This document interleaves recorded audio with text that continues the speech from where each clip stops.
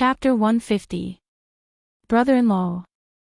The people outside the ward could not help but look at each other when they heard this. After saying that, Chen-Shi didn't bother to pay attention to them anymore. She walked past them and entered the ward. No one dared to stop him. This was because Lao San had been slapped into the wall by him. Just this move alone was enough to intimidate them. Everyone knew their stuff because they knew Lao San's martial arts level very well. He was at the peak of covert strength. He could send a warrior at the peak of covert strength flying with a casual slap. This young man in front of them was at least a Wu Dao Supreme Master. The few people outside the ward pondered over his self-revealing identity for a while and were skeptical about it for the time being. However, Lao San did not believe it. After Chen-Shi pushed him back, Lao San immediately took out a pistol from his waist and roared at the others with a red face, F***CK, you don't even know who this person is. How dare you let him in? After that, he rushed into the ward aggressively with a gun. In the ward, Qin Shueching was lying on the bed with a pale face. Seeing his proud sister-in-law suddenly lying on the bed, Chen-Shi could not help but frown slightly. Just as he was about to approach the bed, Lao Sen rushed in with a gun. Stop right there. Raise. Get out. Before he could finish his words, Chen-Shi had already turned sideways and glared at him. Then he spat out a word coldly. Before Qin Shueching reached the gang state, she could only let Chen-Shi do whatever he wanted to her, let alone Lao San, who had not even reached the peak strength stage. Therefore, Chen-Shi did not do anything. Lao San's chest suddenly felt like he was hit by a hammer. His whole body immediately flew out. Chen-Shi did not hurt him. After he flew out of the ward, he closed the door behind him. Lao San's companions outside the door quickly caught him and prevented him from falling to the ground. Seeing this, the companion who had just argued with Old Third could not help but blurt out, using Qi to control objects, a great grandmaster in the gang state. Hearing this, the expressions of the people outside the door changed drastically. Gang state. So young. Is he really the brother-in-law of the section chief? That should be it. He looks a few years younger than me. I didn't expect him to already be a great grandmaster. A great grandmaster in the gang state was a legendary existence for people who had been practicing martial arts since childhood. Qin Shueching had just broken through to the Alcade state and had not had time to stabilize her state, so she did not tell them that she had already stepped into the Alcade state. Old Third finally calmed down a lot after being hit by such a heavy blow. When he stood up again with the help of his companions, he didn't try to chase them away. Instead, he squeezed to the glass window and looked at the situation in the room. This was the Qingdu Military Region Spring City General Hospital. No matter how bold those Nanyang monkeys were, it was unlikely that they would come here to cause trouble. The reason why OL-3 stopped Chen-Shi from entering was because he was in a bad mood. He wanted to vent his anger on someone, but he did not expect to bump into an iron plate. At this time, Chen-Shi was already standing next to Qin Shueching. He lifted a corner of Qin Shueching's blanket and looked at her empty sleeve with a frown. Then, he gently placed his right hand on Qin Shueching's forehead. 3 seconds later, Chen-Shi slowly withdrew his right hand, and Qin Shueching slowly woke up. The section chief is awake. Damn! That's awesome. Let's go in and have a look. They pushed and shoved outside the door, but they found that they could not get in. The door seemed to be locked from the inside. Qin Shueching's head shook left and right, followed by a painful groan. Her long eyelashes trembled slightly. Perhaps it was because the light was too dazzling, so Qin Shueching frowned and took a while to adjust to it. Then, she slowly opened her eyes. After all, she was a great master in the gang state, and her body was much stronger than ordinary people. After a short period of adjustment, Qin Shueching used her left hand to support herself to sit up. The ward was filled with the faint smell of disinfectant. This was the 13th floor, and the bright morning sun shone into the room through the window. In a trance, Qin Shuoqing vaguely remembered that she had a very long dream. That dream was too long. So when she woke up, she felt as if she had gone from a cold winter full of snow to a warm spring full of the fragrance of flowers. Sensing that there was someone beside her, Qin Shuoqing turned to look at the figure and was slightly stunned. After a long while, she asked in a hoarse voice, "Why are you here? Where is this?" "Spring City, Military Hospital." "Hospital?" Qin Shuoqing muttered. Immediately after, she seemed to have thought of something and hurriedly turned her head to look at her right arm. Sure enough, the empty sleeve was swaying slightly. The memory before she fainted flashed in her mind like a slideshow. She remembered. She, who had already stepped into the gang state, was like a real god in front of those Nanyang monkeys, and they were forced to retreat. She even remembered the despair on those Nanyang people's faces. The leader of those Nanyang people was also a martial arts master. When she fought with them, they pretended to be defeated and lured her to chase after them. As a martial artist, Qin Shuoqing had her own confidence and pride. So she subconsciously thought that every martial arts master should have their own pride. She really didn't expect that the other party had already arranged a sniper and was just waiting for her to take the bait.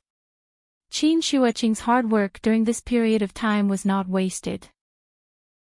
Although Qin Shi didn't teach her any spells, after being shot, she still relied on her instincts and decisively released all of the true essence in her body to force the enemy back. She also fought for a chance of survival for herself, holding on until reinforcements arrived. She survived, and her broken arm was brought back by her companions. But unfortunately, she was shot in the upper arm, and the bullet immediately turned her upper arm into minced meat. With this degree of injury, there was no way to perform a limb replantation surgery, so the doctor could only amputate her arm. Now that she lost her right arm, she was considered a disabled person, right? Not to mention that she was also a martial arts master. Even if an ordinary person suddenly became disabled, they probably wouldn't be able to accept this fact in a short period of time. A one-armed knife, that was a scene that only appeared in movies and TV series. If a martial artist didn't even have a complete body, how could they talk about martial arts? Although she could defeat a normal neutralizing master with one hand, what if the other party was in the same realm as her? Thinking of this, Qin Shuoqing's face couldn't help but darken. She seemed to have lost her luster. Because she had lost too much blood, her face was a little pale, and her lips were slightly chapped. It seemed that she didn't want Qin Shi to see her weak and helpless appearance. After a trace of pain flashed across Qin Shuoqing's face, she acted as usual and said coldly, "You go back first. I want to rest for a while." After saying this, she lay back on the bed. Qin Shi stood to her left. After lying down, she found that Qin Shi was still looking at her, so she turned to her right. Her right arm was already missing. With her body pressed down, the wound suddenly burst open, and blood instantly seeped out of the gauze. Qin Shuoqing let out a soft groan. Then, she used her left hand to grab the quilt and pull it up, covering her head with it. "I want to sleep. Please leave." Qin Shuoqing hid under the quilt and said in a muffled voice. But at the same time, 2 streams of hot tears quietly fell from his eyes.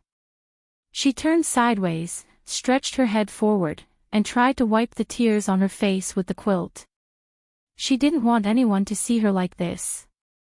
She was Qin Shuoqing, a martial arts great master who had stepped into the gang state before the age of 30. Qin Shi stood aside, quietly looking at his sister-in-law who was hiding under the quilt and quietly crying. He couldn't help but sigh slightly. After all, she was just a little woman. After sighing, Qin Shi made a new move. However, this move was a little rough. Because he directly lifted Qin Shuoqing's quilt. Qin Shuoqing was lying on the bed. It seemed that she didn't expect that Qin Shi would dare to lift her quilt, so she was stunned on the spot. After the quilt fell to the ground, Qin Shuiqing came to her senses. What are you doing? Are you trying to mock me? Or are you pitying me? She sat up and roared at Qin Shi, but there was still a trace of tears on her face that hadn't dried yet. Qin Shi didn't say anything. The two of them looked at each other silently. Qin Shuiqing didn't see sarcasm or pity in Qin Shi's eyes, but calmness. It was as calm as a lake deep in the mountains, without any emotion. Qin Shi saw despair and pain in Qin Shuiqing's eyes. This broken arm made her finally understand what despair was, after a long time. Qin Shi finally broke the silence. Chapter 151. Kill. Qin Shuiqing was stunned. Suddenly, she remembered the scene she saw in the village. It was this harmless-looking man in front of her who used frost and snow as a sword and killed the legend of the village. Was he here to support her? Qin Shuiqing stared blankly at Qin Shi. There were still traces of tears in the corners of her eyes. That pitiful look on her face made her look like a little woman who had just broken up with her boyfriend and was currently feeling extremely sad. Her weeping beauty and pitiful appearance gave Qin Shi a headache. After a slight cough, Qin Shi said in a low voice, "Let's go. I will avenge you." Qin Shuiqing did not speak. She was stunned for a moment. Then, she suddenly curled up her legs. She sat on the bed and hugged her legs with her left hand. Then, she lowered her head and pressed it tightly against her knees. Qin Shuiqing gritted her teeth and tried not to cry. However, Qin Shi's 5 senses detected the slight trembling of her shoulders and the faint sound of her sobbing. The blow of losing an arm was too heavy for a woman like her who had always been confident and conceited. Blowing the mud up to the clouds, raising the flesh and bones of the dead. In this sentence, the words raise and flesh were both methods of using. If translated in plain language, it should be making the dead stand up, making the bones grow flesh. Coming back from the dead, and making the bones grow flesh. This was the method of immortals. Wasn't it just a broken arm? Even if she was broken into 2 pieces, Qin Shi had a way to put her back together. However, after careful consideration, Qin Shi did not intend to tell Qin Shuiqing that he had a way to save her now. Because his character was indeed flawed. As the saying goes, kindness is like water. Those who are too strong break easily, and those who are soft will never be defeated. Misfortune may be a blessing in disguise, and a blessing may be a curse in disguise. With the experience of losing her hand this time, it was not necessarily a bad thing to let this proud daughter of heaven have a taste of bitterness and temper her. Qin Shuiqing hugged her legs in pain silently. Qin Shi was not in a hurry.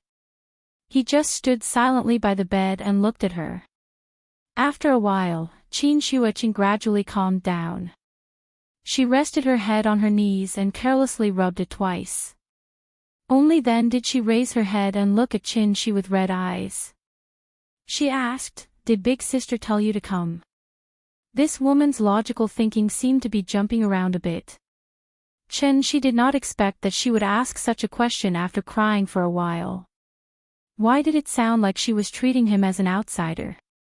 If he asked himself honestly, he should have done a good job as a brother-in-law.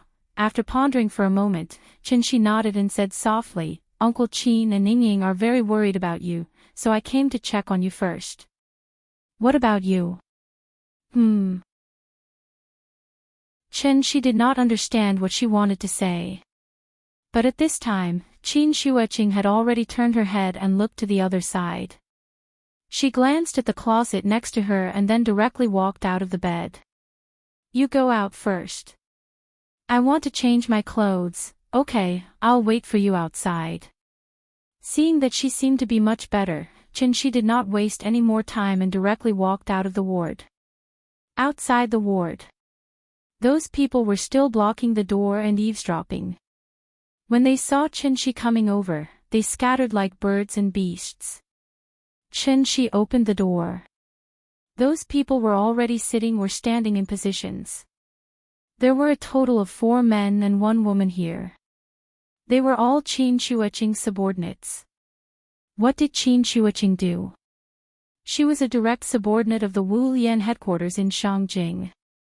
She was the director of the Emergency Operations Management Office for Special Events. She was a section chief, so everyone called her Section Chief Qin. The Wu Lian was an administrative unit, so naturally, it used the administrative rank. Her position as a section chief did not seem high, but she had special rights. One of them was that it was not illegal to kill people. When the Wu Lian's department was on a mission in another country, they had the right to request the local police to cooperate with the operation.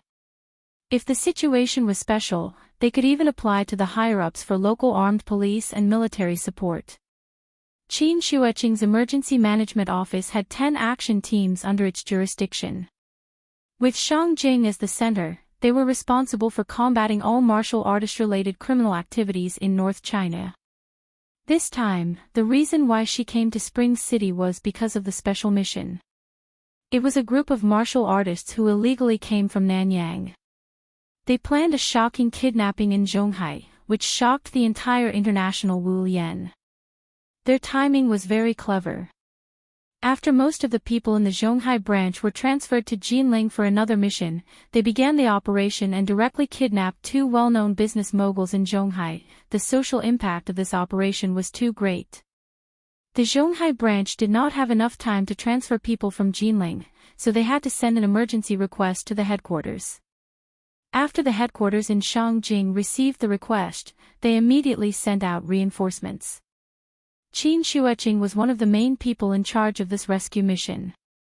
After they set off from Shangjing and arrived in Zhonghai, they found that the group of Nanyang people had already gone deep into the hinterland of Huaxia.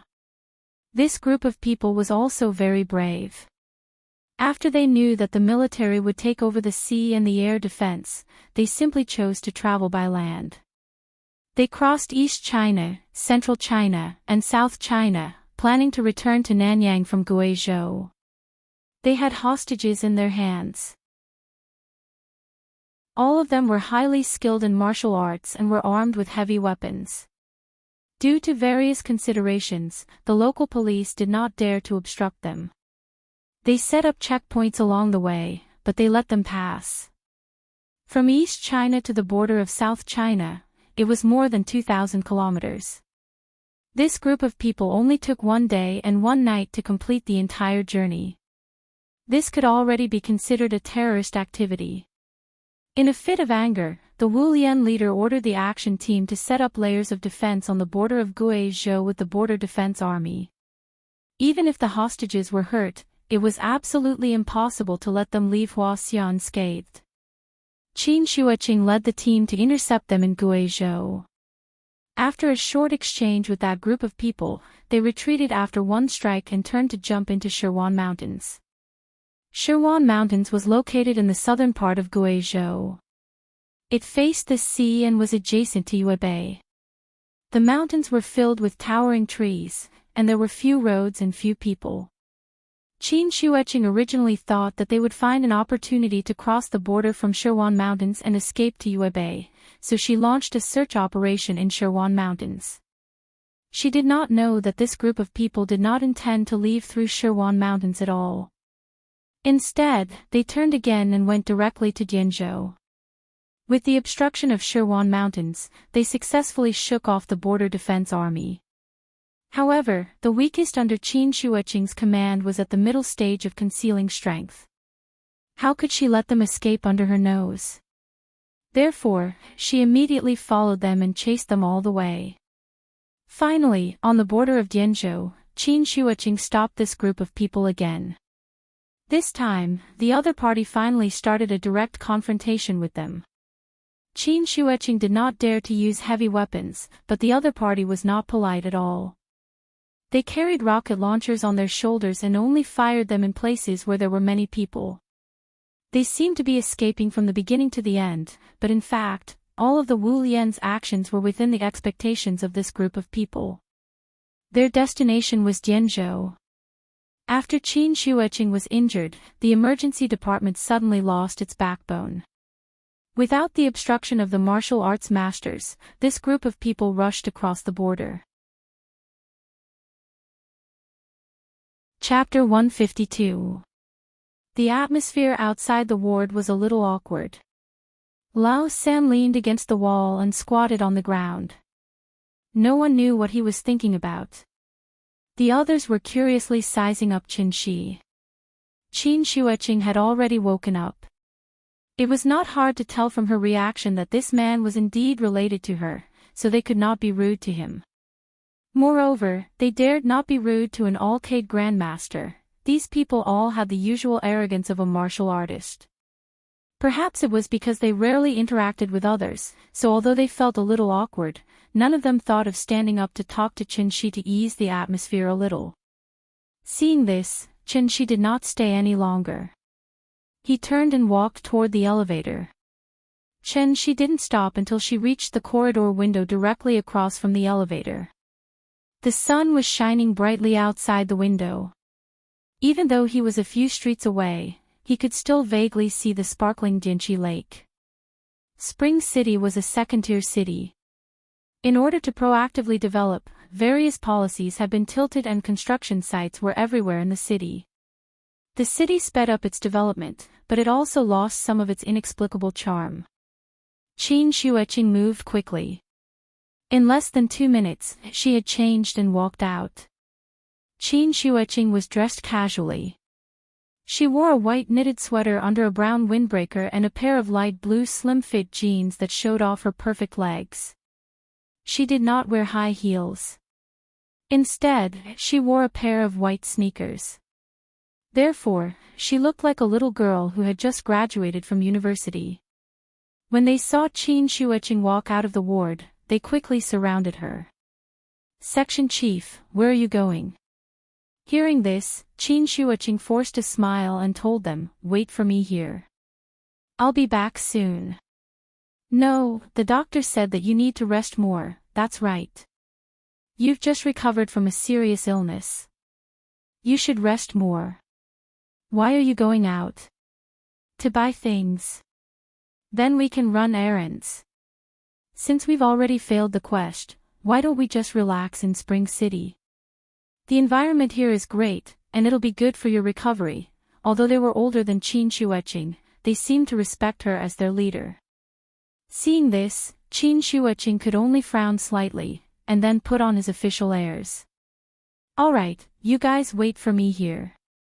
I'm going out with my brother-in-law. If the leader asks about me, just tell him that I'm still unconscious, that's all. I'll be back soon." After that, Qin Shueqing turned around and walked towards Qin Shi. Since the leader had spoken, the few of them had no choice but to shut their mouths. So, they just foolishly watched her walk into the elevator with Qin Shi. In the elevator, Qin Shueqing briefly explained the situation to Qin Shi. After hearing this, Qin Shi didn't know whether to laugh or cry. Zhonghai Tycoon. Nanyang people. The two unlucky hostages were obviously Ning Zhonghua and Su Wei. Qin Shi really didn't expect that the whole thing was caused by him. But the strange thing was that he had already asked Ning Chudong to get the medicine to ransom them. But looking at the situation in front of him, the group of Nanyang people probably went back on their word and wanted to kidnap Ning Zhonghua and Su Wei back to Nanyang. That was why the Wu Lian chased after them. Qin Shueqing was a little absent-minded. After the elevator door opened, she followed Qin Shi directly into the elevator. However, it wasn't until she walked out of the elevator that she realized, Qin Shi didn't press the button for the first floor, but the top floor. The top floor was the ICU ward. There weren't many patients or family members walking around here, so it was very quiet. "Why did you bring me here?" Qin Shi smiled and didn't say anything. After walking out of the elevator, he walked directly to the fire escape next to him, then followed the fire escape to the iron door on the rooftop. He gently touched it with his hand, and the iron door opened. Qin Shueqing was a little confused. But when she saw Chin Shi's mysterious look, she was a little angry. So, she didn't bother to ask any more questions. She directly followed Chin Shi to the rooftop. There was nothing special on the rooftop, only a row of central air conditioning systems. Qin Shuiqing looked around, then frowned and asked, "What are you going to do?" Chen Shi stopped in his tracks. He turned around and glanced at Qin Shuiqing, then said with a smile, "I'm going to take you flying." "What?" "I said, I'm going to take you flying." After saying that, Chen Shi directly stood on Qin Shuiqing's right side, then gently put his hand on her waist. Qin Shuiqing was stunned. When she came back to her senses, she wanted to scold Qin Shi. But Qin Shi had already taken her to the sky. The hospital below was getting smaller and smaller. In the blink of an eye, it had completely disappeared. The entire spring city had shrunk to the size of a palm. Where are those people? Qin Shuiqing was a little confused. After hearing Qin Shi's question, she turned to look at Qin Shi in a daze. She had already seen how powerful her cheap brother-in-law was when she was in the village. But when she was really taken flying by Qin Shi, she still couldn't accept it. It was too shocking. There was no sense of weightlessness, and there was no sound of wind. This was because Qin Shi had wrapped her up with her true essence. Qin Shuiqing was now considered an immortal cultivator, so she was very sensitive to the fluctuations of vital essence. Therefore, her current feelings were. Her whole body was wrapped in a velvet quilt. It was very comfortable and warm. She couldn't wait to sleep here. Because they didn't have a flying Dharma treasure, Qin Shi didn't want to take advantage of his sister-in-law, so he didn't directly carry her and fly. Instead, he chose an extremely clumsy method. And that was to directly inject his vital essence into Qin Shuiqing's body. His sister-in-law was now considered an immortal cultivator, so after Qin Shi's vital essence entered her body, he could circulate the Dharma art without any hindrance. It seemed like he was flying with Qin Shuiqing, but in fact, the two of them were flying separately. However, Qin Shuiqing didn't know this. Feeling the constant warmth from Qin Shi's hand, she actually blushed for the first time. Because she was worried that Qin Shi would notice her strange behavior, Qin Shuiqing quickly turned her head to look in another direction. She didn't even hear Qin Shi talking to her. "I'm asking you a question. Where are those people?" Qin Shi thought she was frightened, so he patiently asked twice. It wasn't until the third time that Qin Shuiqing finally came back to her senses. She quickly answered, "Southwest, south of one mountain. It's about 180 kilometers away from Spring City, okay." Qin Shi looked in the direction. After confirming that it was correct, he directly flew over with Qin Shuiqing. Qin Shuiqing secretly glanced at Qin Shi's side profile from the corner of her eye. Chapter 153. Wenshan County in Dianzhou was a very strange place. It was adjacent to North Vietnam, and the border smuggling industry had even formed a complete industrial chain. Each smuggler was 50 yuan, and the guide fee was 100 yuan.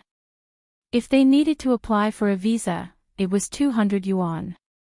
Of course, this was without bargaining.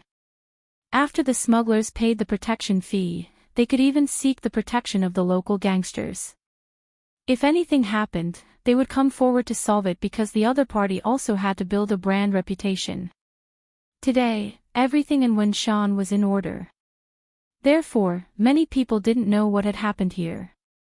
More than 20 years ago, a major incident happened in Wenshan County's Pingyuan town. It could be said to be the largest anti-drug operation since the founding of the country. Compared to this incident, the incident in Yuezhou's Lufingboshi village paled in comparison. As for people like Dongbei's fourth master Qiao, Liaodong's Lu Yong, Shanqing's Wen Chang, and Chengdu's Lu Han, they couldn't be compared at all. The former was a gangster who could show off with a pistol, while the latter was a drug lord who had his head tied to his belt and could explode with a grenade at any time. After the anti-drug operation in Pingyuan, Wenshan became what it was today. However, it had always been the focus of the country's attention. The drug dealers weren't stupid. After the anti-drug operation ended, they had already moved to Maoping village, which was more than 100 kilometers south of Wenshan and only 2 kilometers away from the border. They usually lived in Maoping, and when they needed to work, they would smuggle to North Vietnam. They were born and raised in the local area. Every forest and every hillside couldn't be more familiar. This section of the border had no natural barriers. As long as they passed the boundary marker, they would be considered to have left the country. The border guards were also people. If they hadn't received the news in advance or happened to run into them, there was basically no way to stop these people. After leaving the country, they had no right to catch them. After returning to the country, they immediately became honest citizens. They also had no right to catch them. Qin Shueching was ambushed about 2 to 3 kilometers west of Maoping village. After the Wu Lian's investigation, they had already determined that the spy for the Nanyang people was an old drug dealer in Maoping village, Poison Dog. Poison Dog was his nickname more than 20 years ago. After Ping Yuan was swept away, Poison Dog changed his name to Old Dog and hid in Maoping village. He was the type of person who didn't have much courage and was usually very cautious. He knew that he was in the business of killing people, so he never hid or transported the drugs himself. He had always let his subordinates do it. Although his reputation was great, his business was very small, and his path was very stable. And this was the only reason why he was able to survive until now. Other than selling drugs and guns, Old Dog had a high status in the underworld, so he was very well informed both domestically and internationally. This also gave him a part-time job, which was being a broker. Old Dog had recently accepted a deal. A few Nanyang people wanted to buy information from him, saying that they wanted to go to Zhonghai and do something big. Going from Dianzhou to Zhonghai for kidnapping. Even going to the West Hills to kidnap the coal boss would be better than going to Zhonghai. Although Old Dog was surprised, he did not ask further due to his professionalism. Instead, he decisively provided the other party with some weapons and information. He thought that this group of Nanyang people would definitely not return, so he didn't pay much attention to them. However, the development of the situation was somewhat beyond Old Dog's expectations. That day, the sound of gunfire shook the entire mountain range. It was as if there was a war going on. Those Nanyang people were not drug dealers, they were terrorists. The gunfire did not last long before the Nanyang people all fled into North Vietnam.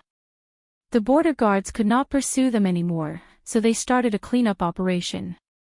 If Old Dog had not been smart enough to hide all his belongings in North Vietnam, he would have been like those unlucky people and could only put up a desperate fight. After such a big incident, Old Dog decided to close down his business. He planned to stay in Maoping village until the new year was over. On this day, the sky was blue and the clouds were white. The sun was shining brightly. Old Dog was lying on a rocking chair in the yard, basking in the sun. He was in a good mood.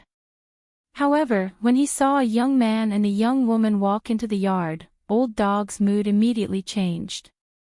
Their handsome and fashionable appearance made it obvious that they were from a big city. The two of them were empty-handed and did not carry any weapons.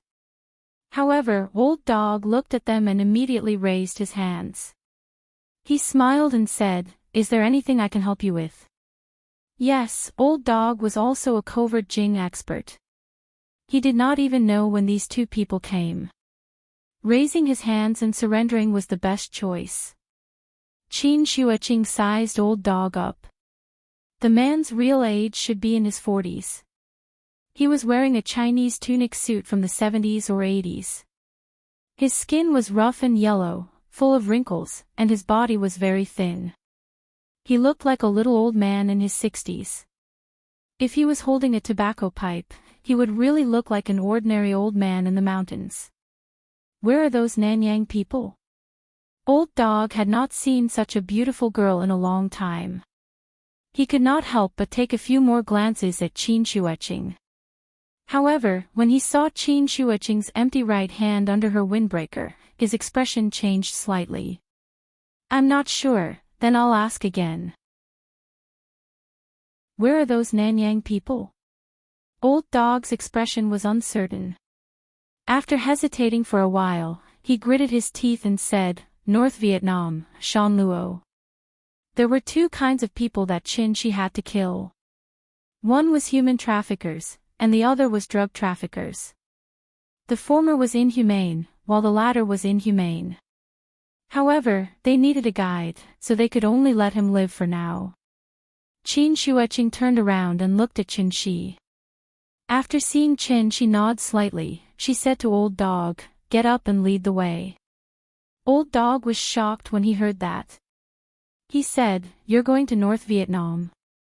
Illegally? Stop pretending. Do you think I won't kill you right now?"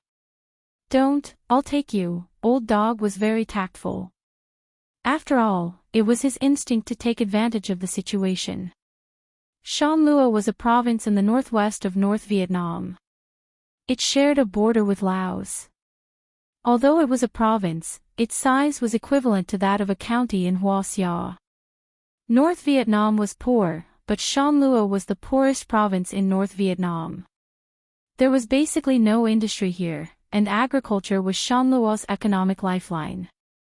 Because of this poverty, poppies had become a traditional local plant. Although the North Vietnam government had been cracking down on the drug trade, it was difficult to manage such a remote mountainous area, so they could only turn a blind eye. After crossing the border, Old Dog found an off-road vehicle and drove the two of them straight to Shan Luo. The so-called Nanyang referred to the entire Southeast Asia, including Malaysia, Indonesia, and other regions. Those Nanyang people did not belong to the same country, so they should be some kind of organization. Qin Shuiqing asked Old Dog on the way, but Old Dog insisted that he did not know. From the looks of it, he seemed to be very afraid of something. It was only 100 kilometers from Maoping village to Shan Luo. Old Dog often came here to buy goods, so he was familiar with the road. When the car drove into a small village, Old Dog stopped and pointed at a temple in front of them. He said, "It's there, a temple." Qin Shuiqing looked at the believers coming and going at the entrance of the temple. She could not help but look at Old Dog in surprise. Seeing this, Old Dog immediately explained with a bitter face, "The temple is just a cover. The biggest drug market in North Vietnam is inside. Leader, I'll be your informant. Don't expose me, or else I'll be dead." "Okay, then wait for us here." Qin Shuiqing got out of the off-road vehicle in high spirits, then walked directly to the temple in front of them. Perhaps it was because Qin Shi was next to her, so when Qin Shuiqing walked to the temple, she was not worried at all. Instead, she felt a little excited.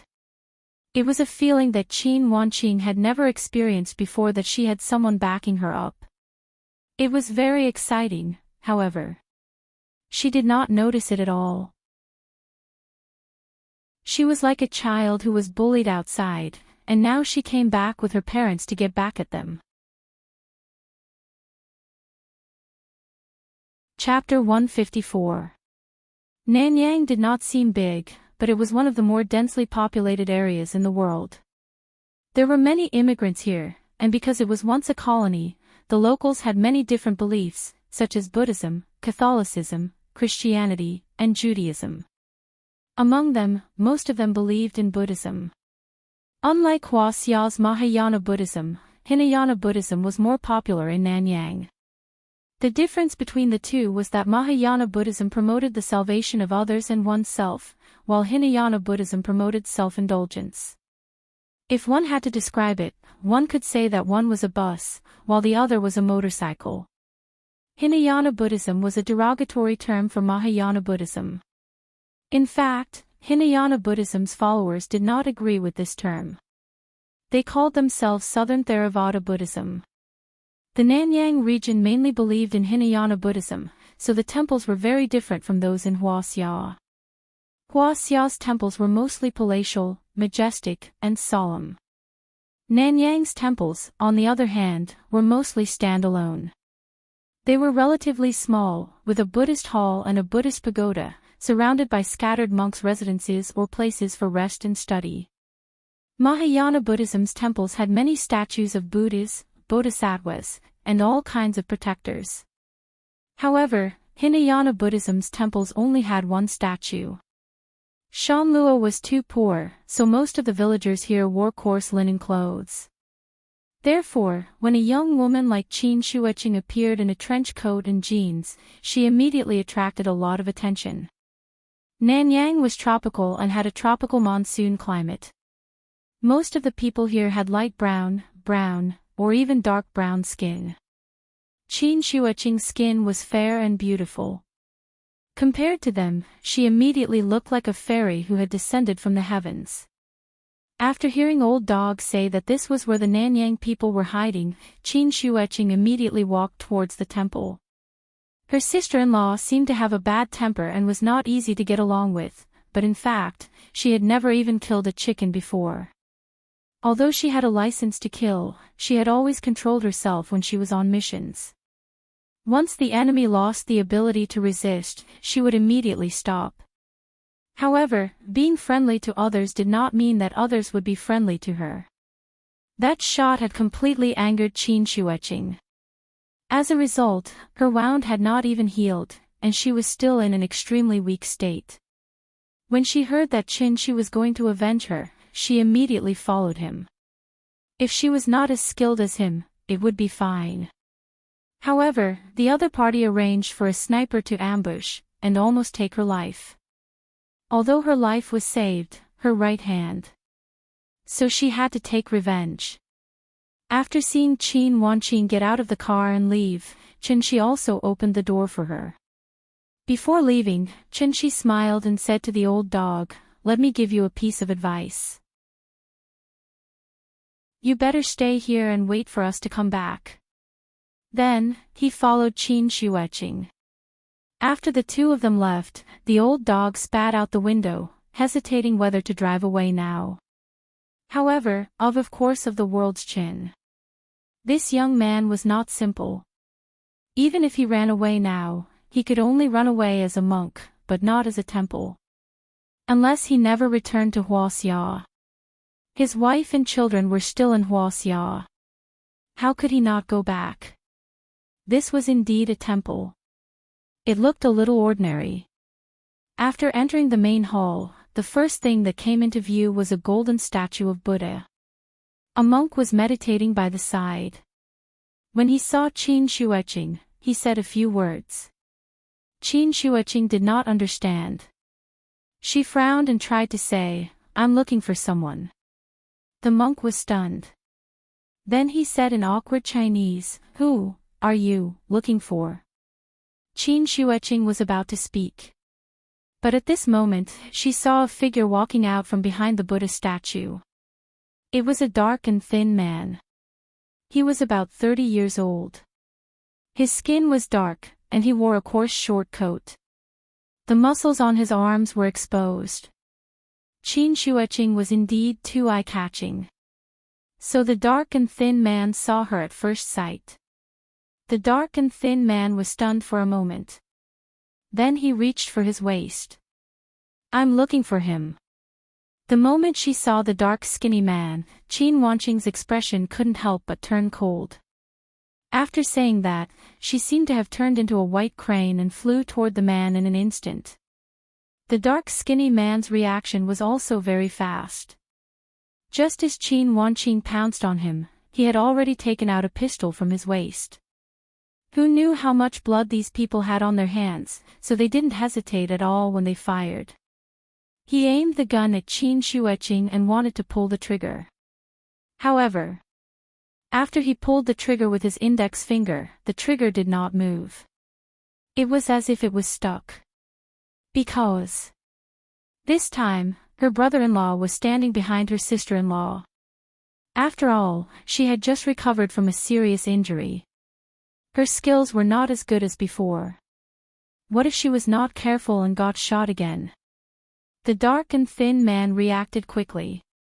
When he saw that the trigger could not be pulled, he turned around and wanted to run. But at this time, Qin Shuiqing had already rushed in front of him. She raised her left hand and grabbed his neck. Then she pressed him against the wall. Because she used too much force, the dark and thin man's eyes rolled back. With Qin Shuiqing's character and habits, it was absolutely impossible for her to have any close contact with such a rough and stinky man. But now she was angry, so she did not care about anything. She grabbed the dark and thin man by the neck and lifted him up. Then she asked coldly, "Where is the Huaxia that you kidnapped?" All of this happened in the blink of an eye. The monk next to them was an ordinary person. After being stunned for a moment, the monk was frightened by the scene in front of him. He ran toward the back of the temple. She looked at the back of the monk and did not choose to stop him. Instead, he went behind Qin Shuiqing and asked casually, "Are you sure that he can understand Chinese?" Qin Shuiqing could not help but be angry when she heard this. She was completely angry now, so she did not care about anything else. Her left hand tightened again, and the dark and thin man immediately rolled his eyes. "Speak. Where is the Huaxia that you kidnapped?" "That's enough. He is about to be strangled to death." She was speechless. He patted her shoulder. Then, she walked to the dark skinny man's side and took the gun from his hand. Bang! Bang! Bang! The crisp sound of a gunshot rang out in the main hall, startling a flock of birds. The peace of the small village was broken by the sudden gunshot. The moment the villagers heard the gunshot, they all ran back to their homes. In a short while, there was not a single person on the dirt road in the village. "What are you doing?" After the gunshot rang out, Qin Shuiqing immediately let go of her hand. The dark and thin man fell to the ground and wailed in pain. She fired 3 shots. One was aimed at the sky, while the other 2 were aimed at the dark and thin man's thighs. She looked at Qin in surprise. Qin smiled and played with the gun in his hand. This was an M1911. .45 caliber. There were many scratches on the gun, and it looked a little old. It was probably an antique left behind from the Vietnam War. Her sister-in-law was a civil servant, so no matter how angry she was still bound by the rules of a civil servant. Therefore, when Qin fired the gun, her sister-in-law seemed to be unable to accept it. That was because she had not changed her mind. This was not Huaxia. The person in front of her was not a kind person. This was a drug lord, a level higher than a drug dealer. Drug dealers could also be forced to take the risk to engage in this line of work. However, drug lords were the source of all evil. For the sake of profit, they had sold their souls to the devil. Qin Shuiqing instinctively wanted to be merciful. However, she had never thought about what kind of experience it would be if she fell into their hands. The drug production in Nanyang accounted for almost 70% of the world's drug production. Thinking about those anti-narcotics police officers who died in the battle, it would not be enough to drag this group of crazy drug lords out and shoot them 10,000 times. Talking about humanity with them. First of all, they had to have humanity. She handed the gun to Qin Shuiqing, then patted her shoulder as encouragement. "Okay, you're here to find trouble, not to drink and chat with them. Instead of letting you find them, let them find you." Chapter 155. Play the arrow with full health, then fight the boss with low health. First, the small ones, then the big ones, and finally the boss. That was a scene only seen in movies and TV shows. Instead of fighting the small monsters all the way, Qin preferred to ask, "Who else?" Qin Shuiqing seemed to be in a daze. Qin smiled and did not explain further. After about a minute, there was a rush of footsteps from the back of the hall. The two turned around and saw a group of Nanyang people with various weapons suddenly rushing into the hall. There were at least 15 or 16 people in front of them. Most of the people here could be said to be short and vigorous. Some were holding pistols, some were holding submachine guns, and some were even holding AK-47s. There were 2 old pagoda trees in front of the temple. They were estimated to have lived for hundreds of years. The lush leaves blocked most of the sunlight and made the hall look a little dim. There were 3 categories of countries in the world: developed countries, developing China, and least developed countries. Vietnam was originally at the bottom of the list, but the economic situation had improved significantly in recent years, so it jumped from the least developed country to developing China. Although it became developing China, there was a clear difference between Vietnam and Hoa Xia. Vietnam today was equivalent to Hoa Xia in the 80s and 90s. It was a critical time to go from chaos to order. Vietnam banned guns, but because there was a long anti-colonial struggle in this place, there were a lot of weapons. Although the Vietnam government tried to confiscate them, the effect was limited. Most of the guns smuggled in Hoa Xia came from this place. Since they were smuggling arms, it was easy to guess the firearms in the hands of the drug lords. The existence of drug lords, who were anti-human, was a cancer to society. It was not that Qin Shi was exaggerating, but if he pulled out all of these people and shot them, it was impossible to kill by mistake. Qin Shi's marksmanship was very good, and the previous 2 shots were penetrating wounds. The bullets did not hit the bone or artery, but went directly through the thigh. Penetrating wounds were easy to treat, but the prerequisite was that the bleeding had to be stopped in time. Otherwise, excessive blood loss would lead to shock or even death. The group of people swarmed into the hall like a swarm of bees. After glancing at their companions who were still wailing on the ground, they all pointed their guns at Qin Shi and Qin Shueching.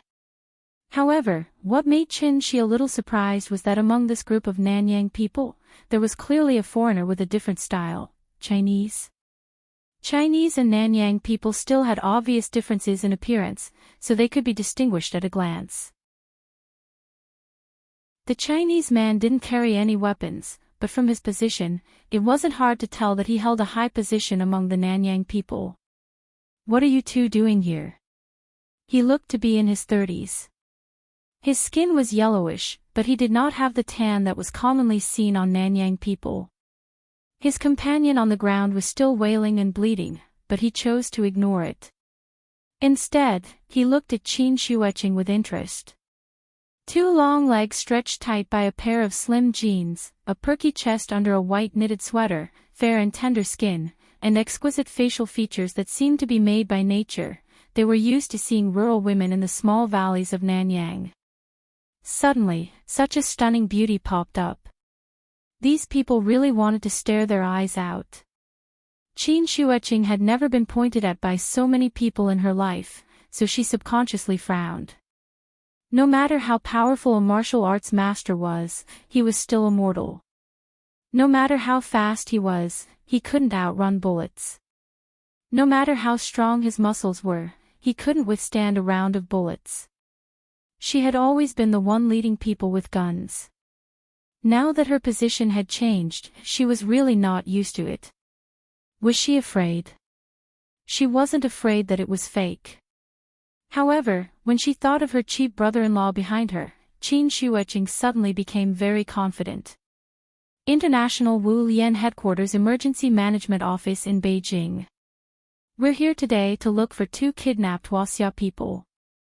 We hope that you will cooperate with the investigation. The Chinese man was stunned for a moment. Then, he used Nanyang language to translate Qin Shueching's words. Just as he finished translating, his companions beside him started laughing out loud. This Chinese man was Bai Rongqing. His grandfather immigrated to Nanyang and his family never left. There were many Chinese in Nanyang. They were the largest group of Chinese overseas and were also the most economically successful group. If the Jews controlled the economy of the United States, then the Chinese in Nanyang controlled the entire economy of Nanyang. Of course, this was a slightly exaggerated statement, but it was very intuitive.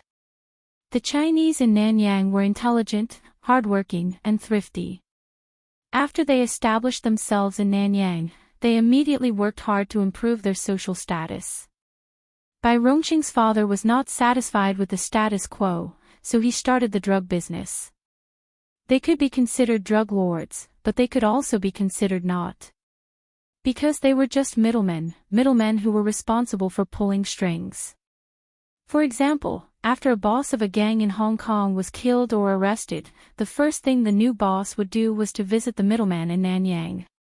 Production and sales were important links that could not be separated. The big drug lords were closely watched by Interpol and generally did not leave their territory easily. At this time, the middlemen needed to step in. In recent years, many countries around the world had increased their efforts to crack down on drug trafficking, but the global drug trade did not decrease. Instead, it increased by more and more. Why? It was all because of the middlemen. They could be said to be omnipresent middlemen. Money or guns? Choose one. Either cooperate or your whole family dies. The group of people led by Bai Rongqing spoke in English. Qin Shuiqing could not understand. However, how could she not understand their wretched expressions and obscene actions?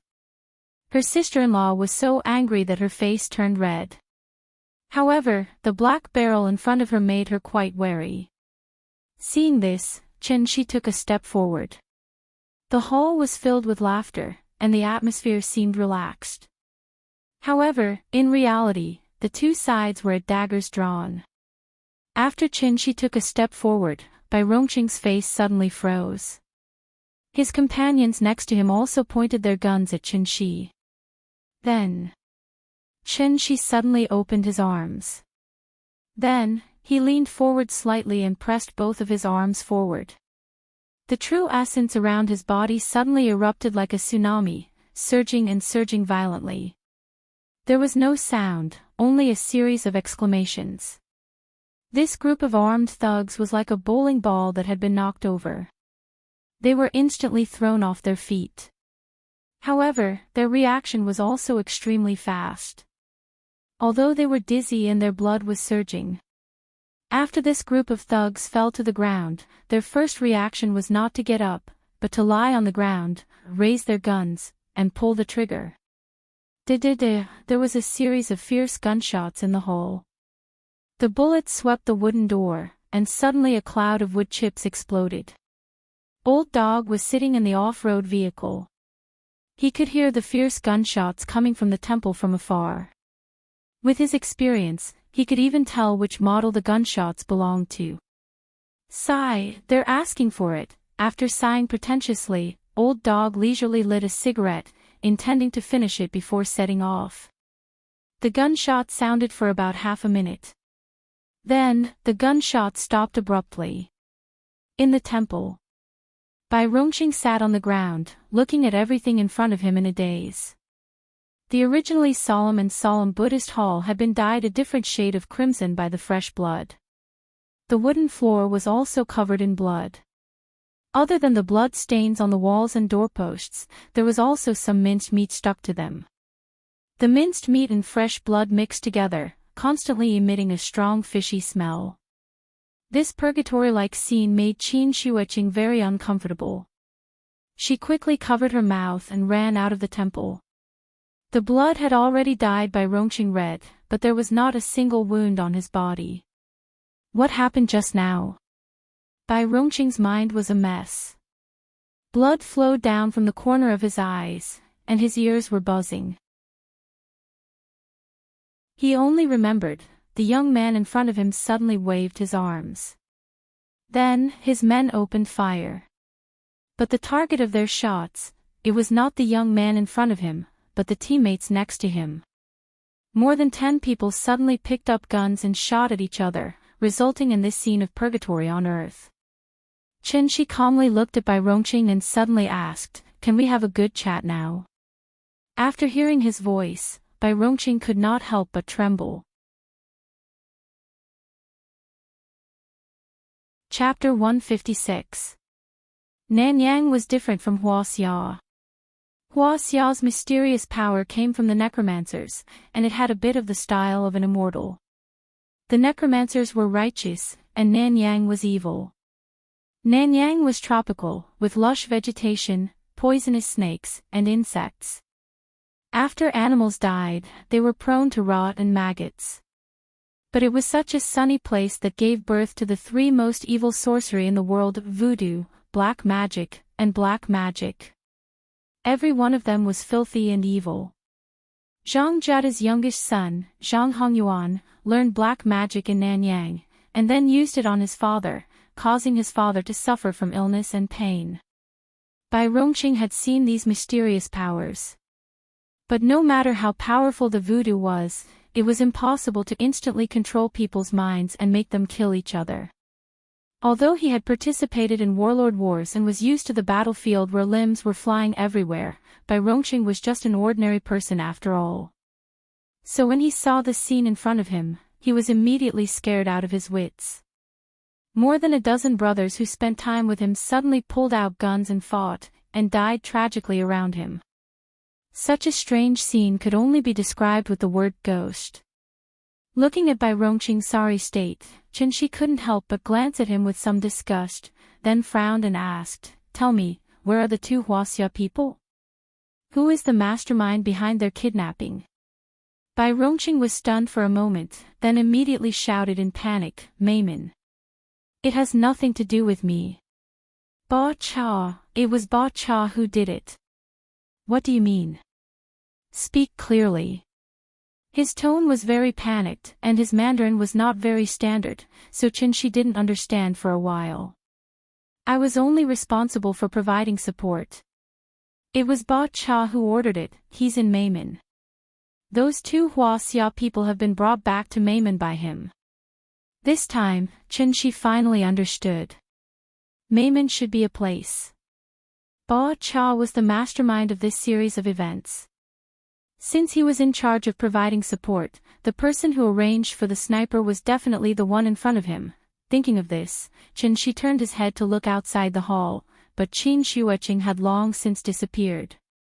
It was probably because he had never seen such a bloody scene before, so he felt a little nauseous. "Forget it, remember to be a good person in your next life and accumulate more good karma."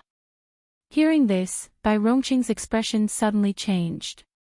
He thought that Qin Shi was going to kill him, so he quickly knelt on the ground and kept kowtowing, begging for mercy, "Don't kill me. None of my business. I am also from Huaxia. Don't kill me." Chen Shi didn't pay any attention to him. Instead, she turned around and walked out of the hall. Looking at his back as he left, Bai Rongqing thought that his begging had worked, so he was so excited that he wanted to stand up. However, at this moment, Chen Shi, who had already walked out of the hall, suddenly snapped his fingers. A flame suddenly jumped out from his fingertips. Then, the flame was like a dandelion, slowly floating on top of the blood in the hole. Like a spark on oil, the blood on the ground did not seem to be blood, but gasoline. The raging fire engulfed Bai Rongqing in an instant. Outside the hall, when Old Dog saw Qin Shuiqing walk out of the hall safe and sound, he could not help but widen his eyes. When he saw Chen Shi walk out of the hall, his face suddenly looked as if he had seen a ghost. The gunshots were so intense just now, could it be that they were shooting? Chen Shi waved in Old Dog's direction, and Old Dog immediately started the car and anxiously drove in front of the two of them. While the two of them were in the car, Old Dog secretly glanced at the hall. Then, he could not help but swallow a mouthful of saliva, and cold sweat appeared on his face. "Go to Meimin." "Ah." Old Dog had not recovered from the shock, and when he heard Chen Shi say it again, he said with a panicked expression, "Meimin. Golden Triangle." Hearing this, Chen Shi raised his eyebrows and could not help but chuckle. "Golden Triangle. Let's go, let's take a look." It had to be said that the Old Dog was also very powerful. After entering Laos, he contacted a helicopter and directly flew Qin Shi and Qin Shuiqing to the Golden Triangle. This place was inaccessible and mountainous. Most of the areas were more than 3,000 meters above sea level, and the roads were all small roads, so they had to rely on horses and mules to transport drugs. Now that they had money, helicopters naturally became the most popular item for drug traffickers. 20 years ago, Kun Sa ruled the world here, but after Kun Sa's death, this place returned to its previous state of fragmentation, similar to the three kingdoms of Qin and Han. Bacha is a drug trafficker who suddenly rose to prominence in the past 10 years, and his group of people are not afraid to fight. In terms of strength, he is below average, but in terms of terror, he is definitely in the top 3. At this rate, I think he will become the second Kun Sa. Seeing that Bai Rongqing was easily taken care of by them, Old Dog was finally willing to open his mouth. Whatever Qin Shi asked, he answered honestly, and did not dare to be hazy at all. After flying for almost 40 minutes, a small village appeared in Qin Shi's field of vision. This was a very backward village, and the style of the houses were all wooden high houses unique to Nanyang. A few children ran around the village from time to time, and it was a peaceful scene. The helicopter landed in the open space outside the village, but the children seemed to be used to it, and did not even gather around to look at it. Qin Shuiqing got off the helicopter and saw a sea of red flowers. It was a sea of poppies, and they were as red as blood. They were delicate and beautiful, but they were full of murderous intent. Mayman is Bacha's nest, and there are anti-aircraft guns there. Planes cannot get close, or they will shoot them down, so we have to ride horses there. Old Dog gave a few simple instructions to a villager, and the villager pulled 3 horses from the stable. The 3 of them rode their horses slowly along the small path, just like tourists who had come here for a vacation. After walking for about an hour, the Old Dog finally stopped. He pointed at the winding path in front of them, and said with a smile, "Leader, we're here. After going over the hill in front, we will be in Bacha's territory. There are sentries on the mountain, so I won't send you there." After that, Old Dog wanted to turn his horse around and return to the village. "Stop." Qin Shi stopped him. At this time, Qin Shuiqing also turned to look at Qin Shi. They came here not only for revenge, but also to save people. If it was only for revenge, they only needed to sneak in, kill, and run. But if they wanted to save people, they had to think about it carefully. After all, the hostages were just ordinary people, and a bullet could kill them. Qin Shuiqing had already thought of a few plans in an instant. But after thinking about it, she changed her habit and did not immediately say her opinion, but silently waited for Qin Shi to make the final decision. Everything was up to him. Assassination. Or a trick. Qin Shi thought about it for a while, and then made a decision. "Like I said, stay here and wait for us to come back." After glancing at Old Dog, Qin Shi turned to Qin Shuiqing and said, "Let's go, I want to see how poisonous and powerful that drug lord is." "Okay." After hearing his bold declaration, Qin Shuiqing immediately nodded excitedly. Chapter 157. This was a place where poppies bloomed, and where drugs were rampant and evil were bred. In people's impression, this place represented darkness. However, after experiencing it for themselves, people realized that this place was so beautiful and sunny. If they didn't know that they were poppies, they would only think that it was a sea of flowers more beautiful than roses, delicate and dazzling. The tropical monsoon climate made the vegetation and trees here particularly lush. The entire mountain was basically covered with green shade, and it was a beautiful scenery that belonged to nature. Even the spirit of heaven and earth was far better than the Qinling Mountains, and this place was actually a paradise.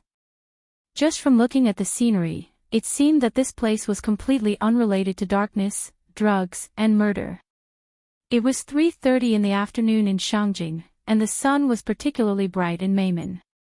The sentry post was a wooden tower that was about 4 meters tall. On the left and right, there was a Nanyang soldier with a gun on guard. It was not right to say that they were soldiers, because they were actually a group of militiamen who had not undergone military training. The fierceness in their bones was enough to run rampant. The two militiamen lazily leaned on the sentry post's railing.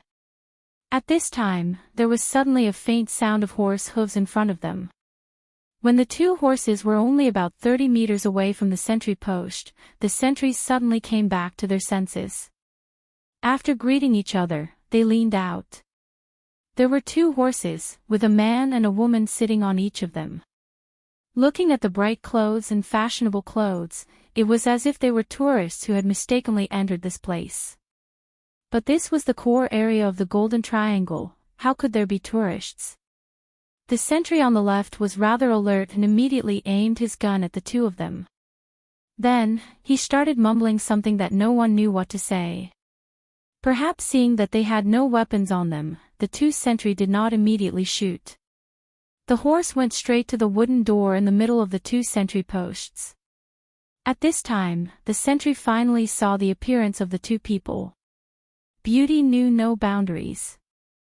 After seeing the woman's appearance, one of the sentries couldn't help but whistle.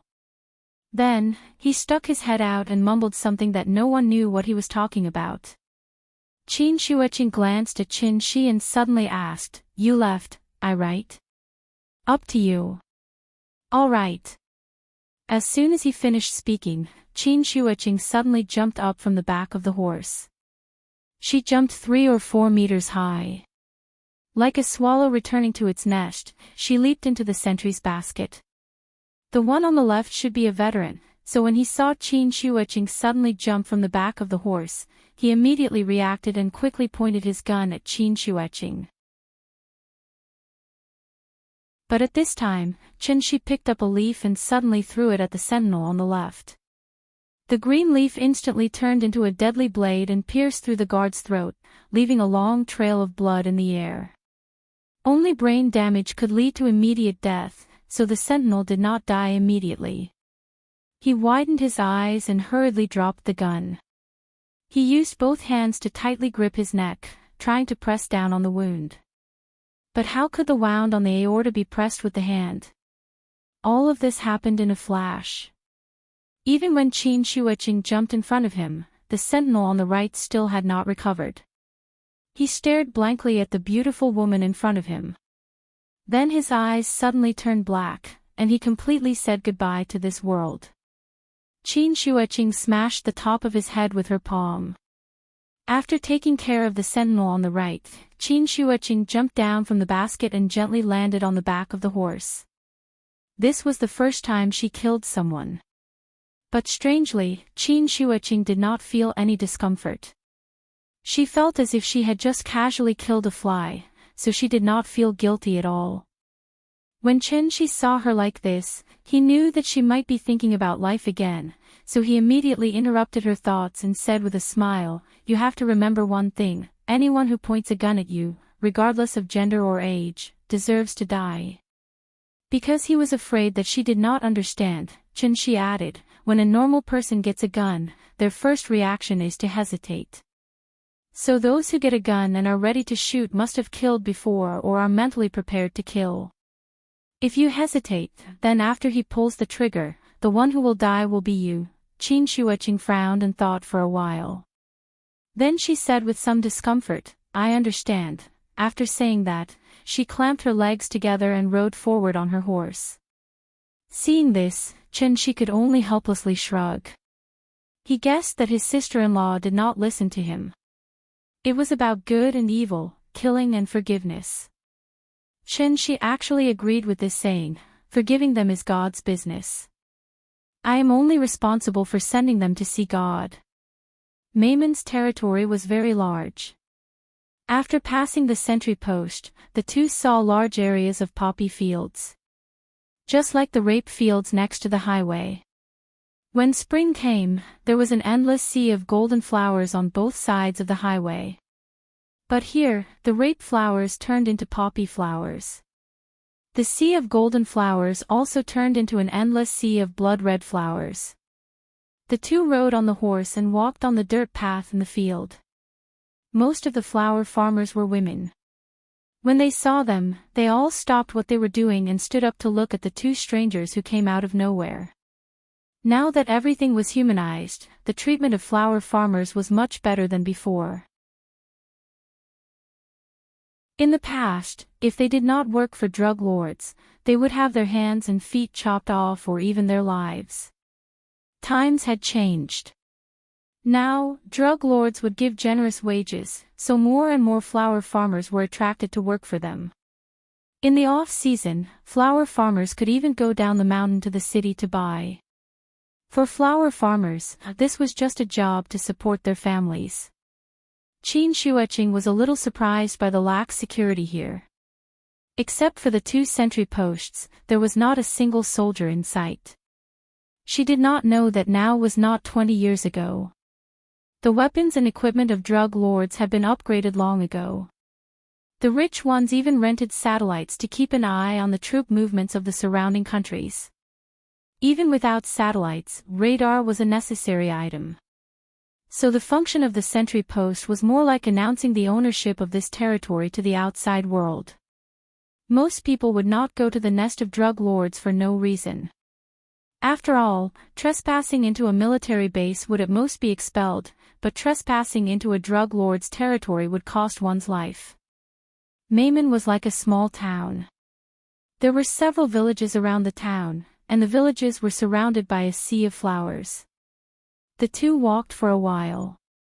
After passing through a sea of flowers, the terrain suddenly opened up, and the reinforced concrete building finally appeared in front of them. In front of them was the legendary town of Mayman. Qin Shuiqing curiously looked at the layout of the town and found that the place was completely arranged according to the plan of a military base. In the center of the base, there were 2 missile launchers, and several cannons were arranged on the roof next to them. A little further ahead, there was a helipad full of armed helicopters. On the right side of the town, there was a training ground, where hundreds of armed soldiers were being trained. Except for the lack of an airport runway, there was really everything here. This, Qin Shuiqing was a little stunned. Because her impression of drug lords was still in the movies. However, what she did not know was that the movies were all about the drug lords of Kun Sa's time. Decades had passed, and even Hua Xia's aircraft carrier had been launched. If the drug lords had not been upgraded, they would have been wiped out by the government long ago. How about, we go back and think about it? It was true that her sister-in-law was arrogant, but she was definitely not stupid. No wonder the government had not shouted the slogan of encirclement and suppression of the Golden Triangle in recent years. It was because the fight would be terrible. In the past, the soldiers rushed with guns. 2 heavy machine guns could kill a regiment, and they could not take a step forward. Chapter 158. Looking at the modern military base in front of her, Qin Shuiqing had some thoughts of retreating. But when Qin Shi heard her words, he couldn't help but raise his eyebrows. He first glanced at Qin Shuiqing's right arm, then asked with a faint smile, "Do you still remember why you're here?" Qin Shuiqing was stunned. After looking down at her right arm unnaturally, she said hesitantly, "Are you really that confident?" "I'm above the heavens." When he said this, Qin Shuiqing couldn't help but look at Qin Shi. Her almond-shaped eyes widened, as if she was very surprised. Seeing this, Qin Shi couldn't help but ask, "What? Is it strange?" Qin Shuiqing realized that she had lost her composure, so she quickly shook her head and sighed, "You should be above the heavens, that's good.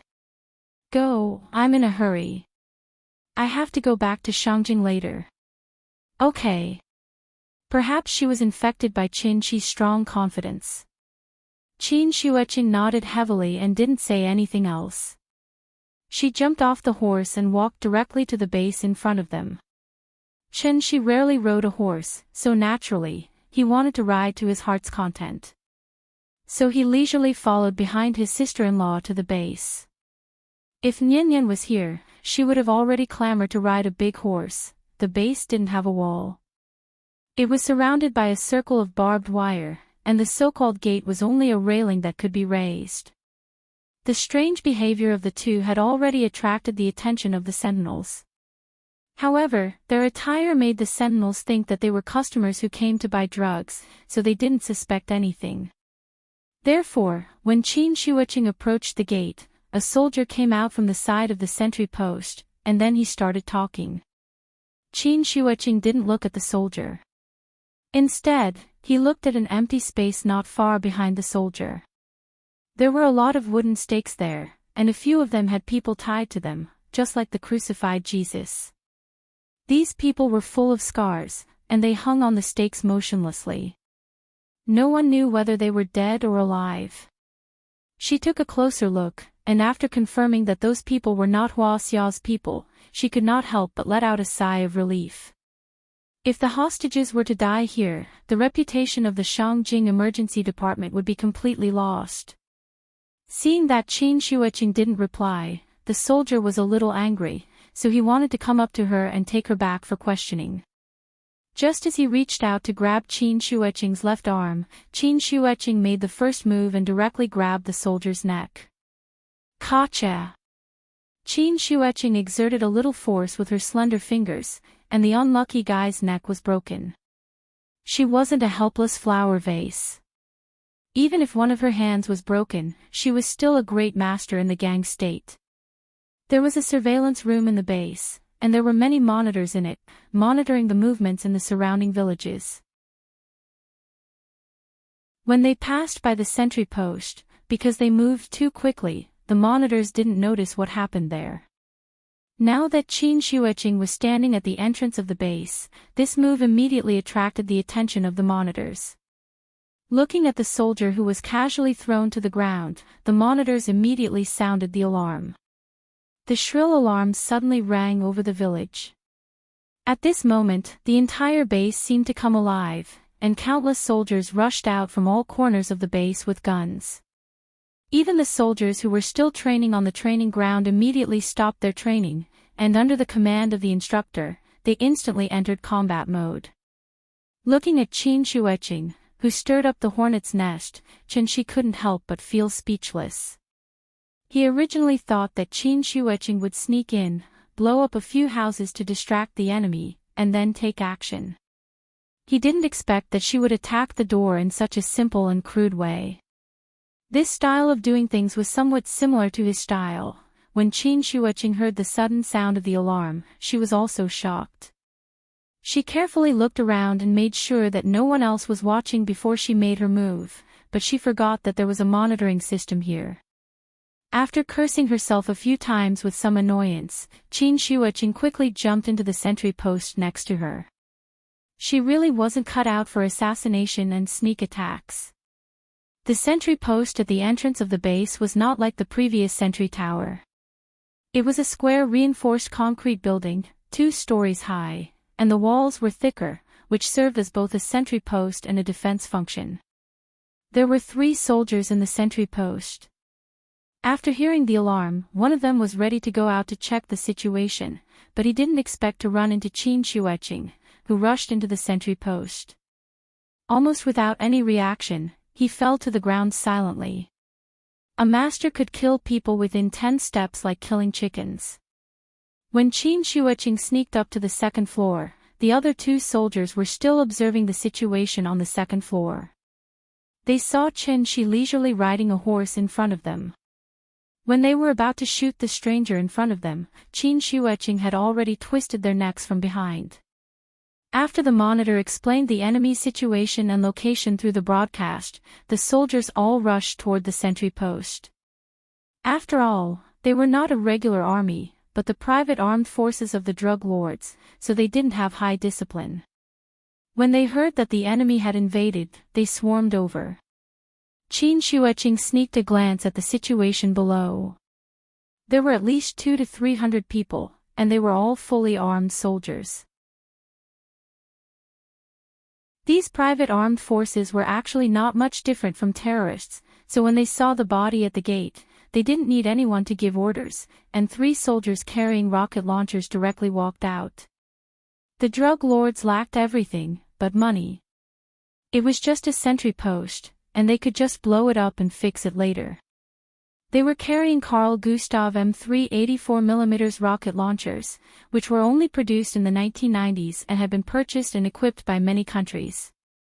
They could destroy all armored vehicles, including heavy tanks, as well as defense facilities such as bunkers, field fortifications, and so on within a range of 300 meters. The rocket launcher's initial speed was not fast, only 110 meters per second. After it was fired, it would keep accelerating until it was close to the speed of sound. 3 rocket launchers left 3 long trails of thick smoke behind them as they blasted directly toward the isolated sentry post. Qin Shueching hid behind a hole in the wall on the second floor of the sentry post, not daring to show her head. After hearing a series of buzzing sounds, she felt that something was wrong. Just as she was about to secretly observe the situation outside, a violent explosion occurred.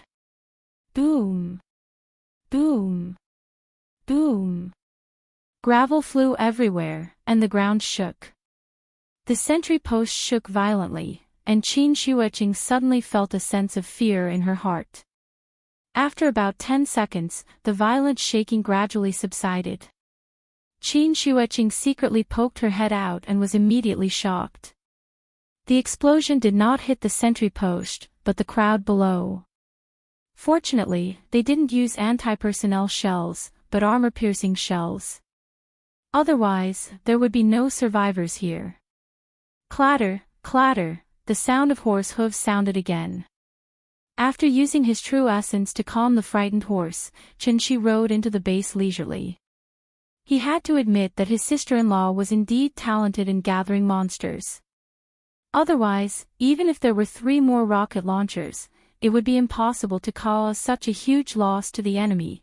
They actually dared to shoot his sister-in-law in front of him with an RPG.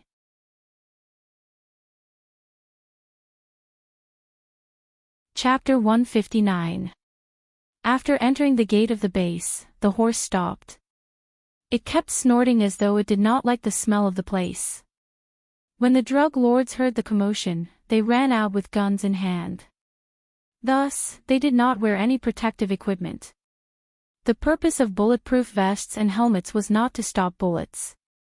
With the exception of the super heavy helmets used for explosive disposal, there was no other helmet in the world that could stop a rifle bullet. Even if he was lucky enough to block the bullet, his ribs would be broken if the bullet hit him, and his neck would be broken if the bullet hit him. This was equivalent to the full power attack of a martial arts expert.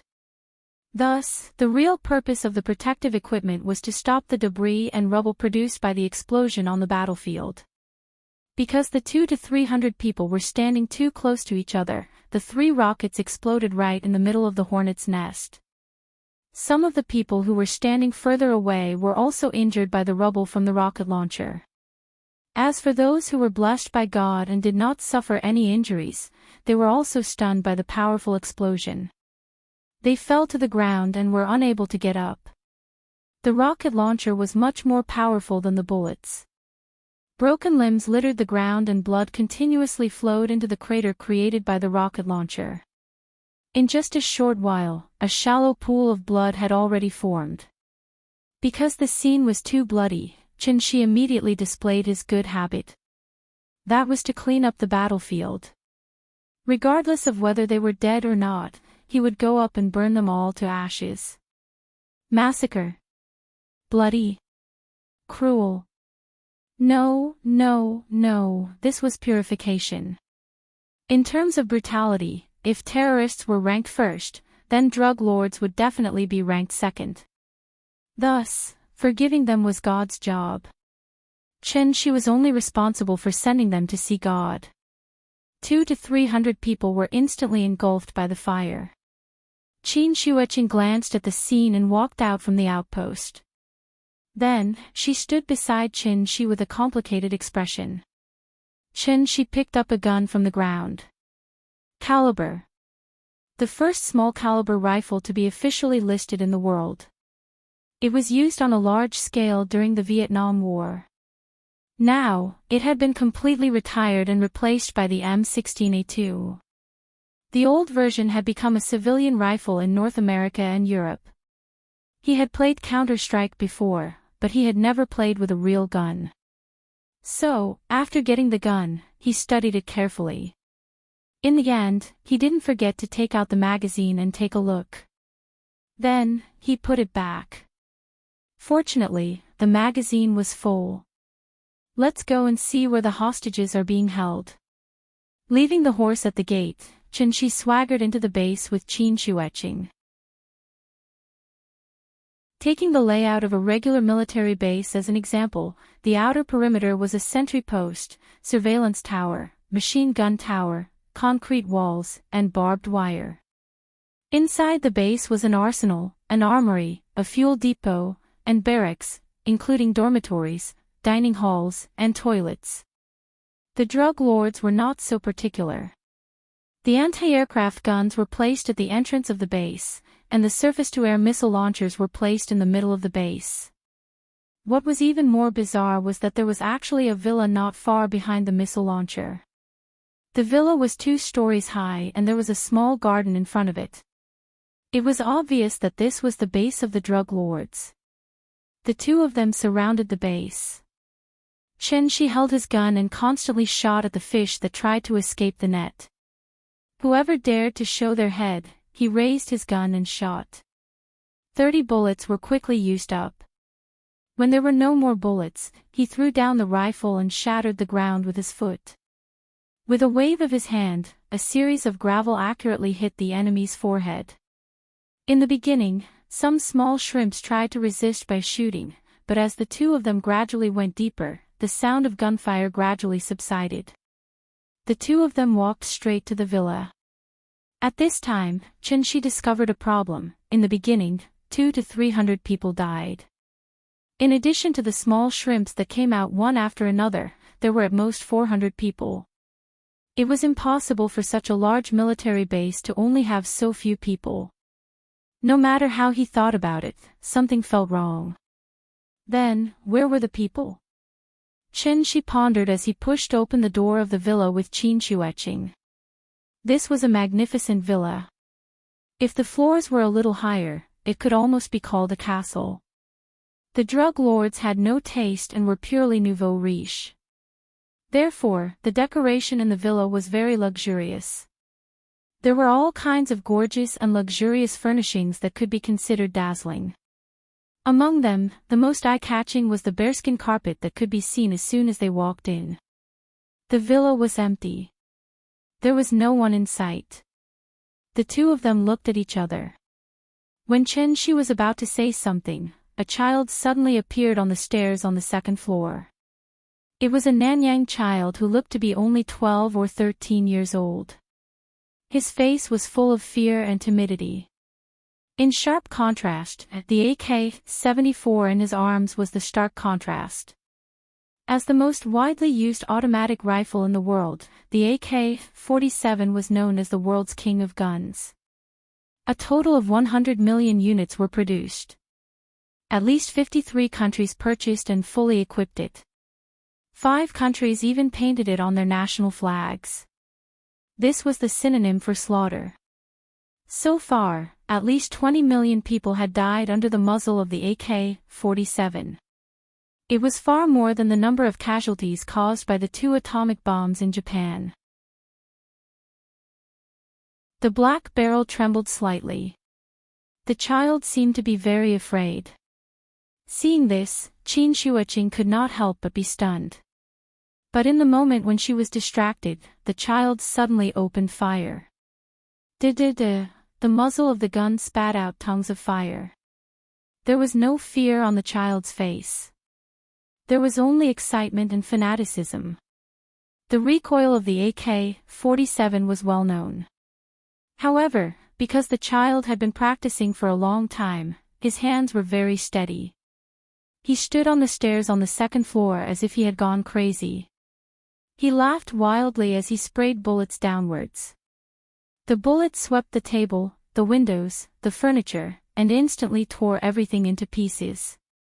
The 30 bullets were quickly used up. When the child put down the gun and looked at his masterpiece proudly, he suddenly realized that although it was a mess downstairs, the two people stood there without moving at all. After sighing softly, Chen-shi turned his head and said to Qin Shuoqing helplessly, "The bullets fired from the gun of a 14-year-old child are as deadly as the bullets fired from the gun of a 40-year-old man, maybe even more deadly." Qin Shuoqing heard this sentence before. It was from the King of War. However, when this scene happened in front of her eyes, she couldn't help but feel very complicated.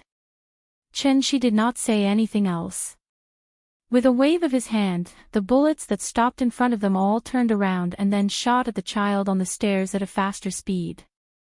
The body was a child, but the heart was a demon, so, can't stay.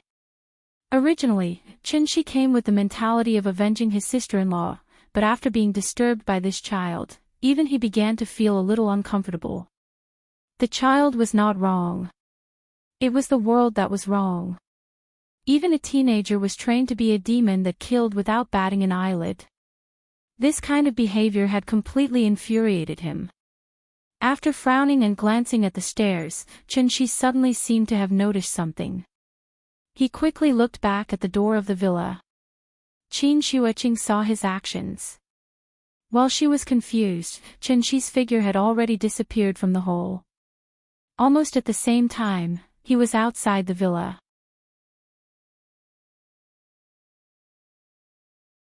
Chapter 160. Missiles were divided into strategic missiles and tactical missiles. The Tau anti-tank missile was a tactical missile.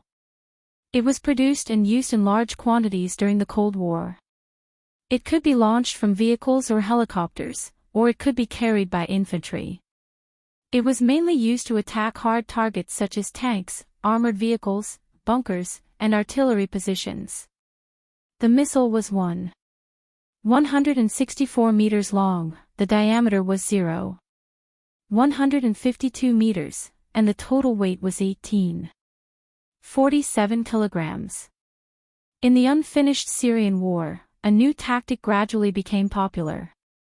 As long as they encountered a fortification that was easy to defend and difficult to attack, they would directly bombard it with a Tau missile and blow it up together with the fortification. Simple and convenient. Of course, this tactic was patented by the rich. The price of a Tau anti-tank missile was about $60,000, which was equivalent to 10 AK-47s plus 100,000 bullets, and it was also equivalent to a BMW 5 Series. It sounded like a lot, but for drug dealers, this small amount of money was nothing. When the Tau missile was just launched, its flying speed was only 65 meters per second, which was not as fast as a rocket launcher. But when the wings were unfolded and the propulsion device was activated, the flying speed would increase sharply and could exceed the speed of sound in a very short time. Because he was distracted by the child, Chen-shi didn't notice the strangeness outside the house. By the time he reacted, the missile was already right in front of him. Boom! The sudden explosion instantly set off a burst of intense flames and thick smoke. The overwhelming flames covered more than half of the villa. Qin Shuoqing rushed out of the villa to take a look. She saw Chen-shi standing at the door of the villa, his right hand raised in the air. A semicircular invisible shield blocked the flames and smoke set off by the explosion in the air. Qin Shuoqing looked up and saw every detail. The raging flames above the villa looked terrifying, but it was like a monster locked in a glass room. It could only roar and wreak havoc outside. It was like watching a silent movie. The invisible shield even blocked the sound, so only the dancing flames in the sky could be seen, but no sound could be heard. Chen-shi withdrew his right hand, and some small flames fell from the sky. What followed were some pitch-black oil and debris, which were the remains of the missile. No need to search, the person is definitely not here. Ha! What do you mean? If I'm not wrong, this base is just a cover-up. After hearing his words, Qin Shuoqing frowned and began to think. When she stood behind Chen-shi and was about to say something, Chen-shi suddenly jumped up from the ground and flew directly into the air. As he flew higher and higher, the topography of Mayman appeared clearly in front of Qin Shi. The base, the village, the sea of poppy flowers. From a high vantage point, he could see everything clearly. The base seemed to be very big, but there were not many people inside, which was very unreasonable. Moreover, as soon as they stepped into the villa, a missile was fired at them. This also meant that someone was definitely secretly observing them. Qin Shi was too lazy to play the game of cat and mouse with them, so he directly flew up. He wanted to see what other tricks this newly emerged drug lord had up his sleeve. Qin Shi hovered in the air, carefully observing every detail below. Because his divine sense had not been restored, he could only use this method to find the enemy's traces. While he was looking around, about 700 or 800 meters behind the base, there was a small soil slope. Suddenly, there was a slight noise from below the soil slope. Immediately afterward, a gate suddenly appeared on the soil slope. After the gate opened, something slowly rose from below. A missile launcher. Unlike the empty shelf in the center of the base, there were already 4 pottery missiles on it. In just a few seconds, the launcher was ready, and the warhead was aimed at Qin Shi in the sky. However, just as the first missile flew off the launcher, Qin Shi suddenly raised his right palm, and his palm was facing the missile. Just like a traffic policeman directing traffic, the missile suddenly stopped in midair. 2 seconds later, the missile's wings opened, and the propulsion device was fully activated. Accompanied by a strong and dazzling fire, the smoke at the tail of the missile became thicker and thicker, and its body began to tremble violently. However, no matter how hard the propulsion device tried, the missile could not fly forward. After another 3 seconds, just as the second missile was about to leave the launcher, Qin Shi suddenly clenched her fingers. He grasped the air. That invisible true essence seemed to have substance, and in an instant, it exploded the first missile, and also detonated the 3 missiles next to it. Boom! It shook the sky and the earth, and dust flew everywhere. The violent explosion instantly flattened the entire soil slope, and a huge cloud of smoke suddenly rose from below the soil slope. When the smoke and dust dispersed, the launcher hidden under the soil slope was completely exposed. Of course, only ruins were left. It had to be said that this drug lord called Bacha was indeed very creative, and he even specially built a fake base to attract the attention of the outside world. The Sea of Poppies was here, and this was the lifeblood of drug lords, so his base would not be too far away. Underground. Qin Shi looked down with interest, and then suddenly flew to a nearby soil slope. This was the largest soil slope in the vicinity, and it did not seem to have anything special. But with Qin Shi's eyesight, he could see that there was a trace of something strange in the middle of the soil slope. Found you. He raised his hand and blasted a stream of true essence. After the dust flew everywhere, a pitch-black hole was revealed from the bottom of the soil. It was an entrance about 5 meters long and 3 meters high. Just like the entrance to the underground garage, at first glance, it was dark below. Qin Shi landed at the entrance of the hole, and then directly walked in. However, waiting for him was a group of fully armed soldiers. Intense gunshots suddenly rang out from underground, and the crazily gushing flames almost lit up the underground tunnel. A true essence barrier instantly appeared in front of Qin Shi. Just like an umbrella, it blocked the bullets that rained down like a storm. All the bullets that flew in front of Qin Shi strangely stopped in midair. In a short while, an iron wall made of bullets appeared in front of Qin Shi. The afternoon sun shone in from outside the hole, and the soldiers stood at the bottom of the tunnel, so they could not see the figure of the person clearly. They looked up, and no matter how hard they tried, they could only see a vague shadow at the entrance of the tunnel. After estimating that even a tank would be penetrated, the soldiers stopped firing. At this time, Qin Shi waved his hand. The wall of bullets in front of him suddenly turned into a rainstorm, and shot at the people below. In an instant, the end of the tunnel became a hell on earth, and endless screams and wails echoed. Chen-Shi slowly walked down the tunnel. When he reached the bottom of the tunnel, there was no one alive. At this moment, he was the incarnation of the god of death.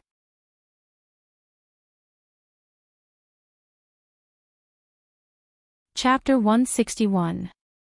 The explosion just now caught Qin Shuiqing's attention. Although she couldn't fly, her running speed wasn't slow. As soon as Chen-Shi walked into the tunnel, she had already rushed over. Martial artists were too weak in the face of modern weapons. It was fine if it was an assassination, but when it came to a large-scale confrontation like this, she could only hide in the back and cheer. After all, she couldn't compare to a non-human existence, right? So even if she didn't want to admit defeat, she could only obediently hide behind Chen-Shi and follow her cheap brother-in-law to sweep through everything. The underground base was about the size of 3 or 4 football fields, about the same size as the fake base outside. The height of the entire space was at least 4 or 5 stories high, and it didn't feel oppressive at all. There weren't many people in the fake base because everyone was hiding here. As far as the eye could see, rows of military tents were placed in the open space, and many workers in white coats and masks were constantly coming in and out of the tents. Although there were many ventilation devices, the entire underground space was filled with a sour smell. This was because the purification of drugs required acetic acid. How was this a military base? It was clearly a huge drug manufacturing factory. At the same time, it was also an inexhaustible natural treasury. After Chen-Shi killed the soldiers at the end of the tunnel, he stepped into the air and walked directly over the pile of corpses. Qin Shuiqing didn't have his ability, so she could only jump into the open space on the opposite side. Then, they were surrounded. With the two of them as the center, hundreds of fully armed soldiers fanned out and pointed their guns at them. However, this time, the other party seemed to have learned their lesson, so they didn't immediately attack. Chen-Shi glanced around. Wherever his gaze landed, the soldiers all retreated in fear. The originally slightly loose encirclement was expanded by his gaze just like that. Only one person didn't move. It was a middle-aged man with dark skin. He looked to be in his 40s and was about 1.8 meters tall. Compared to the Nanyang people around him, his height was like a crane in a flock of chickens. Respected Celestial, greetings. The middle-aged man's Chinese was much more standard than by Rongqing's, so Chen-Shi immediately frowned and asked, "Are you from Huaxia?" "No, I'm from Shan." "All right, as long as you're happy." Although he didn't want to admit it, most of the big drug lords in the Golden Triangle who wreaked havoc all over the world were actually Chinese. Even Kun Sa, who had almost unified the Golden Triangle, was from Dianzhou. This middle-aged man was Bacha, the leader of Mayman, a true warlord and drug lord. After hearing Chen-Shi's seemingly joking reply, Bacha immediately felt relieved. He quickly turned his head and gestured to the attendant beside him. "Respected celestial being, there's an old saying in Huaxia that goes, 'Those who don't know are not guilty.'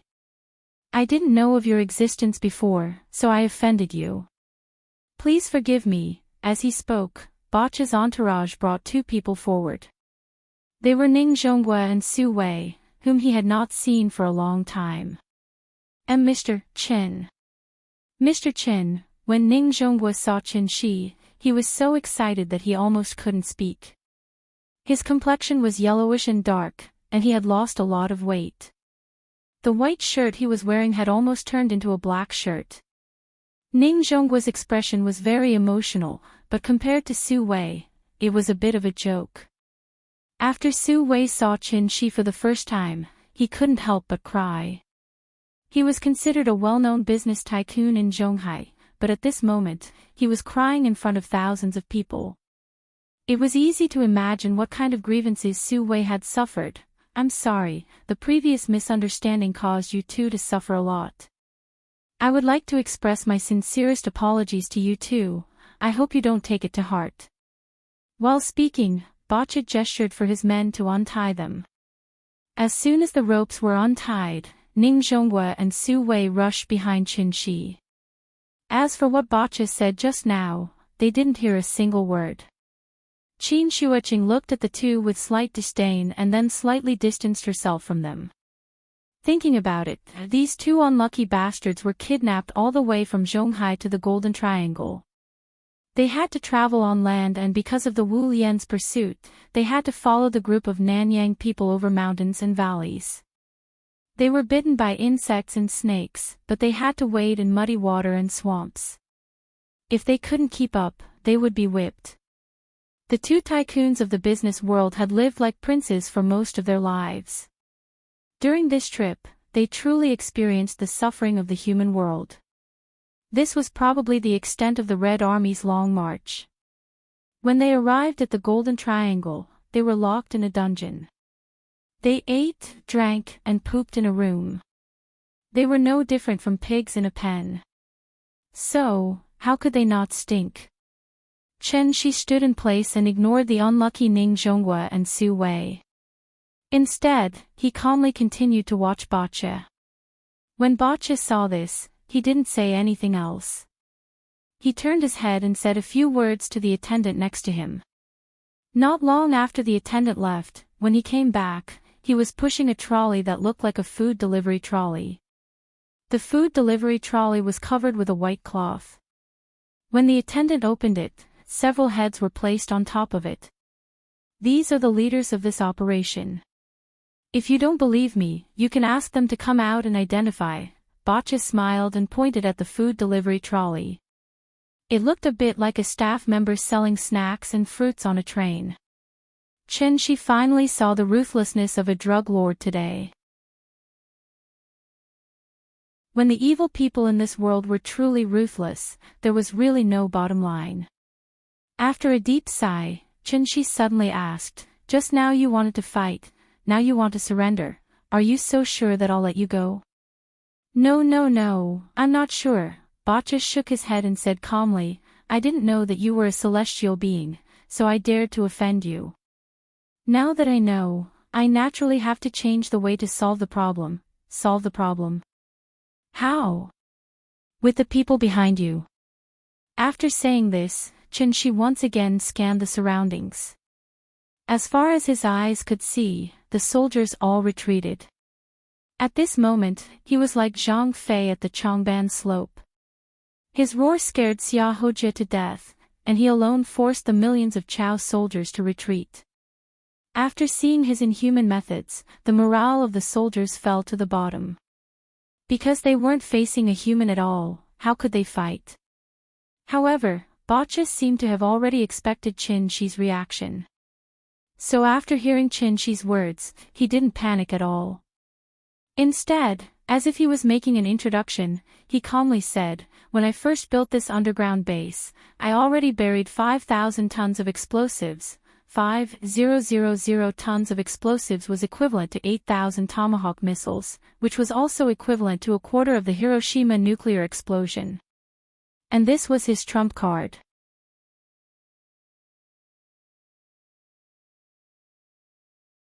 Chapter 162.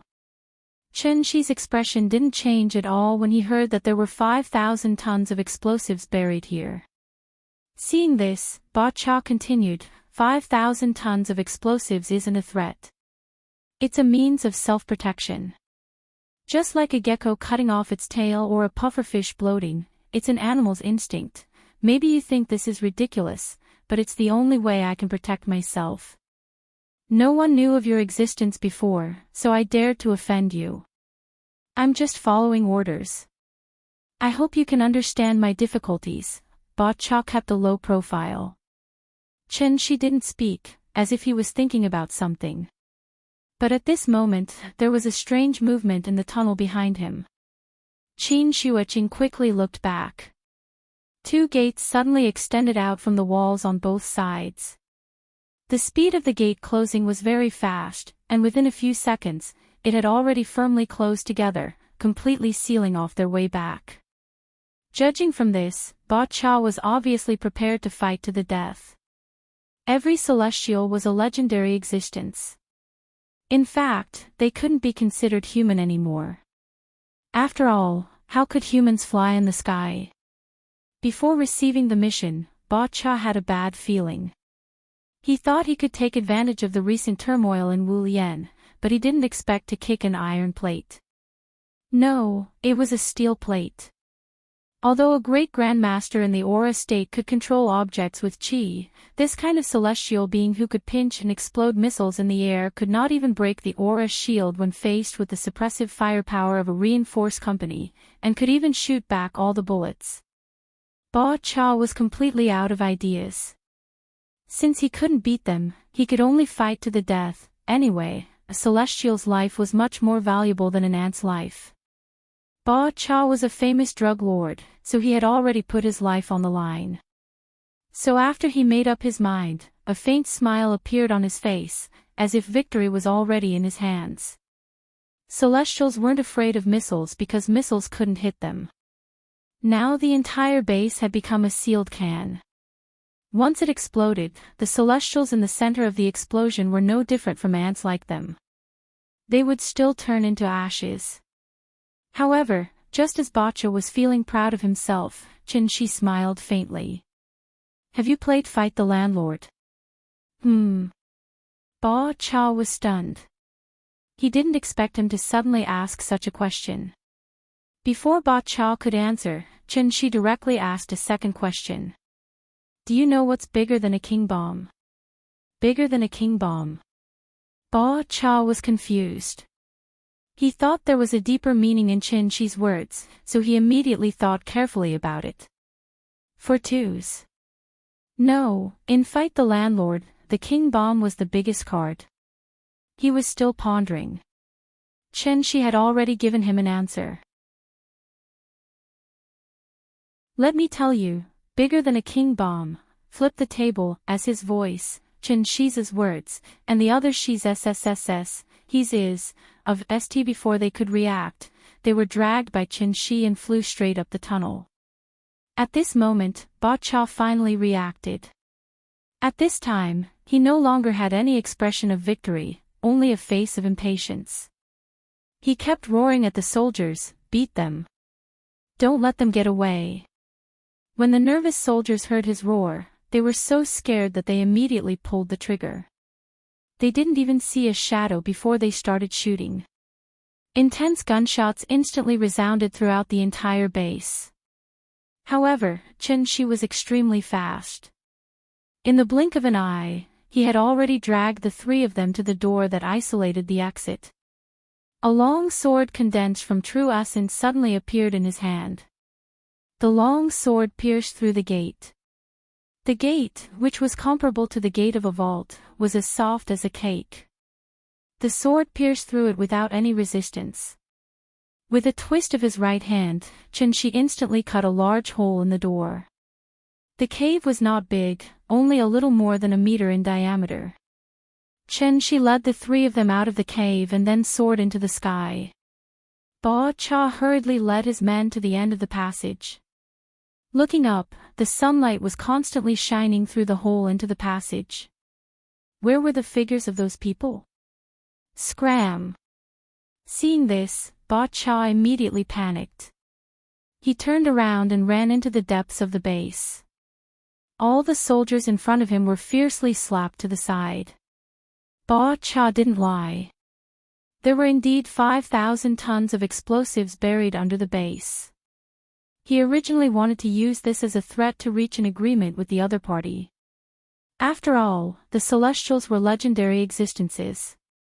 Their status determined that they couldn't be people who would go back on their words. Once the other party agreed to an agreement, the next step would be easy to discuss. He used his trump card, not because he didn't want to live, but because he had no other choice. Retreating in order to advance, trading life for life. The effective killing radius of 5,000 tons of explosives was about 160 meters. It sounded very small, but it had to be known that this was only the direct killing range of the explosion. The explosion would also cause a shockwave, and this shockwave would have a killing radius of 1 kilometer. In other words, once the 5,000 tons of explosives exploded, with the base as the center, a radius of 1 kilometer would be a dangerous area. The other party threw out a sentence that didn't make any sense, then turned around and ran. No matter how stupid Ba Cha was, he understood the other party's intention. Flip the table, explosives. He wanted to blow up the base. Although the base was filled with explosives, it couldn't be detonated without a detonator. After all, the other party was a celestial. Who knew if he had some mysterious means like the boss? Ba Cha didn't dare to gamble, so his first reaction was to run, as far as he could. Old Dog tied the horse to the side, then sat on a rock and smoked in boredom. He had heard the explosion just now, so he couldn't help but sigh. Those two young people were indeed Wu Lian. They broke into the Golden Triangle alone and started a fight just because of a disagreement. Judging from the noise just now, they probably blew up some building. Old Dog wasn't in a hurry to go home this time. Because they did have some ability, maybe they wanted to cause a disturbance first, then take action. In that case, he would wait until it was dark. If they still didn't come out when it was dark, then don't blame him for running away. He couldn't stay in Maoping village anymore. After going back this time, it was best to hide in Yue Bay for a while. Just as Old Dog was thinking about his next plan, he suddenly heard a noise coming from the hillside not far away. He turned his head and saw that it was the woman just now. The woman and two middle-aged men. Looking at their unlucky faces, Old Dog knew that they must be the hostages that had just been rescued. Oh. Rescued? Old Dog stood up and greeted Qin Shueqing with a smile. Qin Shueqing didn't talk nonsense with him. Before she walked down the hillside, she said to him directly, "Let them get on the horses. We have to leave here quickly." Old Dog's face changed when he heard that. He hurriedly asked, "Have Ba Cha's men caught up with us?" Qin Shueqing ignored him and signaled Ning Zhonghua and Su Wei to get on the horse. Then, she started to run along the road they came from. "Hey, wait for us." Ning Zhonghua and Su Wei were too slow.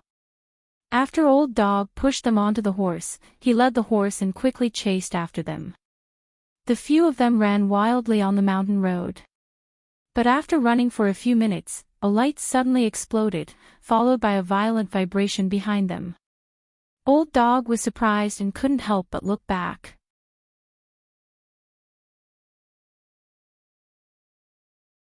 Chapter 163. What did you guys do? Old Dog's eyes almost fell out of their sockets when he saw the mushroom cloud rising into the sky. He turned around and was about to say something to Qin Shueqing when the ground shook violently. There were many mountains in the Golden Triangle. After the explosion, the nearby mountains shook violently. The sudden shaking startled the horse. It neighed and raised its front hooves. If Old Dog had not pulled the horse back in time, Ning Zhonghua and Su Wei would have been thrown off the horse. The explosion happened underground. 5,000 tons of explosives was theoretically enough to trigger a magnitude 4 earthquake. Because the speed of sound was much slower than earthquake waves and light waves, Old Dog only heard the earth-shattering explosion after about 10 seconds. It was like a muffled thunder in summer. It was loud and continuous, resounding through the sky.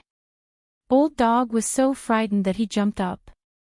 Even the Old Dog was scared, let alone the animals.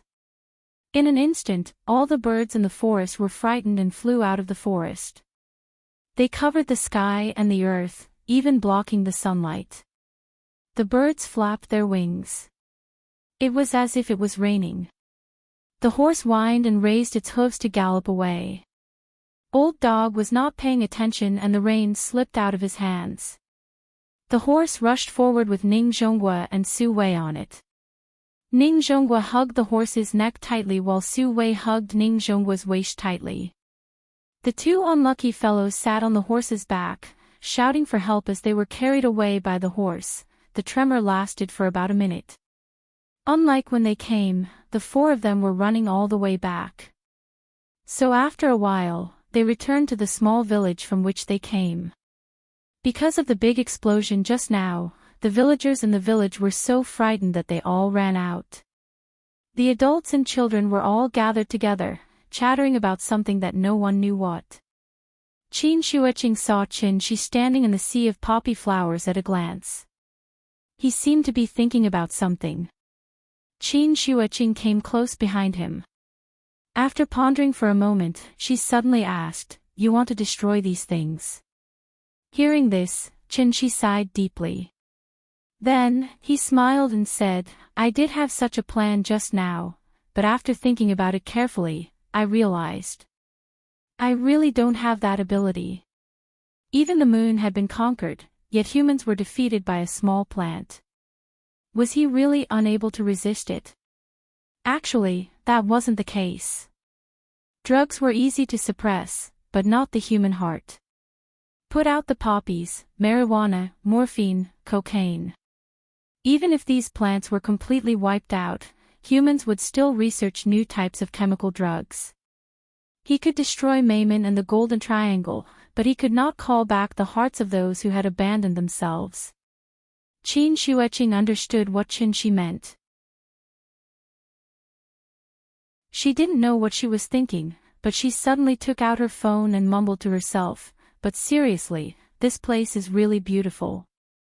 I have to take a picture as a souvenir." As she spoke, Qin Shuiqing took a picture of everything in front of her. Click. The blue sky, the white clouds, and the endless sea of bright red flowers. Qin Shi's back was particularly prominent in the sea of flowers. There are flowers in the world like a sea. Stay in one place and don't let them drift. But the fragrance of jade, the silky and exquisite figure, chasing after the sun in the warm red clouds. Shang Jing, Ho Hai. The twin brothers went home for dinner. As soon as they left, only the mother and daughter were left in the shop. 4 or 5-year-old children were naughty. As soon as the brothers left, the little girl couldn't sit still. Seeing that Qin Shi still didn't know when he would come back, Qin Ruoying made a very wise decision. She closed the shop and went home. The TV at home could play cartoons on demand, and the yard had been repaired, so Nian could ride the big cat in the yard again. If it really didn't work, she could still play hide-and-seek with Nian for a while. Anyway, as long as the child played, she wouldn't look for her father for a while. There were only 3 tables of guests today. After Qin Ruoying cleaned up the tea house, she called Nian to go home. Now that the little girl had a new toy, it was the time for her to love it. She and the brothers built Lego blocks in the morning, so in the afternoon, she naturally had to study her Barbie doll. In the winter in Shangjing, it got dark earlier and earlier. It wasn't even 5 o'clock yet, but the sky seemed a bit hazy. The mother and daughter walked to the door of the tea house. As soon as they opened the door, a gust of cold wind hit them in the face. It was snowing outside again. Qin Ruoying turned to close the door. The little girl stood obediently beside her, holding her Barbie doll and playing with it. The little girl was still young, so her playing was very rough. She didn't think about how to match the doll. Instead, she constantly twisted the Barbie doll's limbs and made a variety of abnormal shapes. The mother and daughter didn't notice that Qin Shi had come back. Because there were no passers-by nearby, Qin Shi landed directly on the street outside the tea house. Nian wore a white down jacket today, a pair of brown cotton boots on her feet, and a pink wool thermal hat on her head. She looked round and very cute. Qin Ruoying also wore a white down jacket, which was a parent-child outfit with Nian. She didn't wear a hat, and her beautiful black hair naturally hung down to her shoulders, which she casually tied together with a rubber band. Qin Shi didn't disturb them. When Qin Ruoying closed the door and turned to take Nian home, she suddenly saw Qin Shi on the street. It seemed that she was startled by the sudden appearance of Qin Shi. Qin Ruoying immediately rolled her eyes at him. At this time, the little girl also looked up and saw Qin Shi. Papa! You're back. With a clear sound of Papa, the little girl let go of Qin Ruoying's hand, waved her arms and ran toward Qin Shi. Qin Shi quickly squatted down and held the little girl in his arms. After Qin Shi stood up with her in his arms, the little girl sat in Qin Shi's arms and handed the Barbie doll to Qin Shi. She pouted and said coquettishly, "Papa, dolls are not fun." Looking at the Barbie doll that was twisted like a fried dough twist, Qin Shi didn't know whether to laugh or cry. He quickly comforted her, "You can't play with Barbie dolls like this. Papa will teach you later, okay?" "Okay." The little girl nodded happily. In fact, she didn't care much about what she played. She cared more about who would play with her. Qin Ruoying came over, and Qin Shi quickly freed his left hand to hold her hand. "Where's Yuan Qing?" "She's in Spring City. She'll be back tomorrow." "Is she all right?" "She's fine. It's just a broken hand. She'll recover when she reaches the gold core stage." "How long will it take?" "With her diligence, I don't think it'll take long, that's true. I want to eat braised lion's head." A noise suddenly came from the middle, interrupting the couple's conversation. It turned out that the little girl was a little unhappy because they kept talking and neglected her. "Okay, Papa will make it for you. What else do you want to eat?" "Kung Pao chicken." "Okay, what else?" "Pork ribs, sweet and sour pork ribs." "Okay, Papa will make it for you. Papa is the best." "What about Mommy?" "Mommy is good too."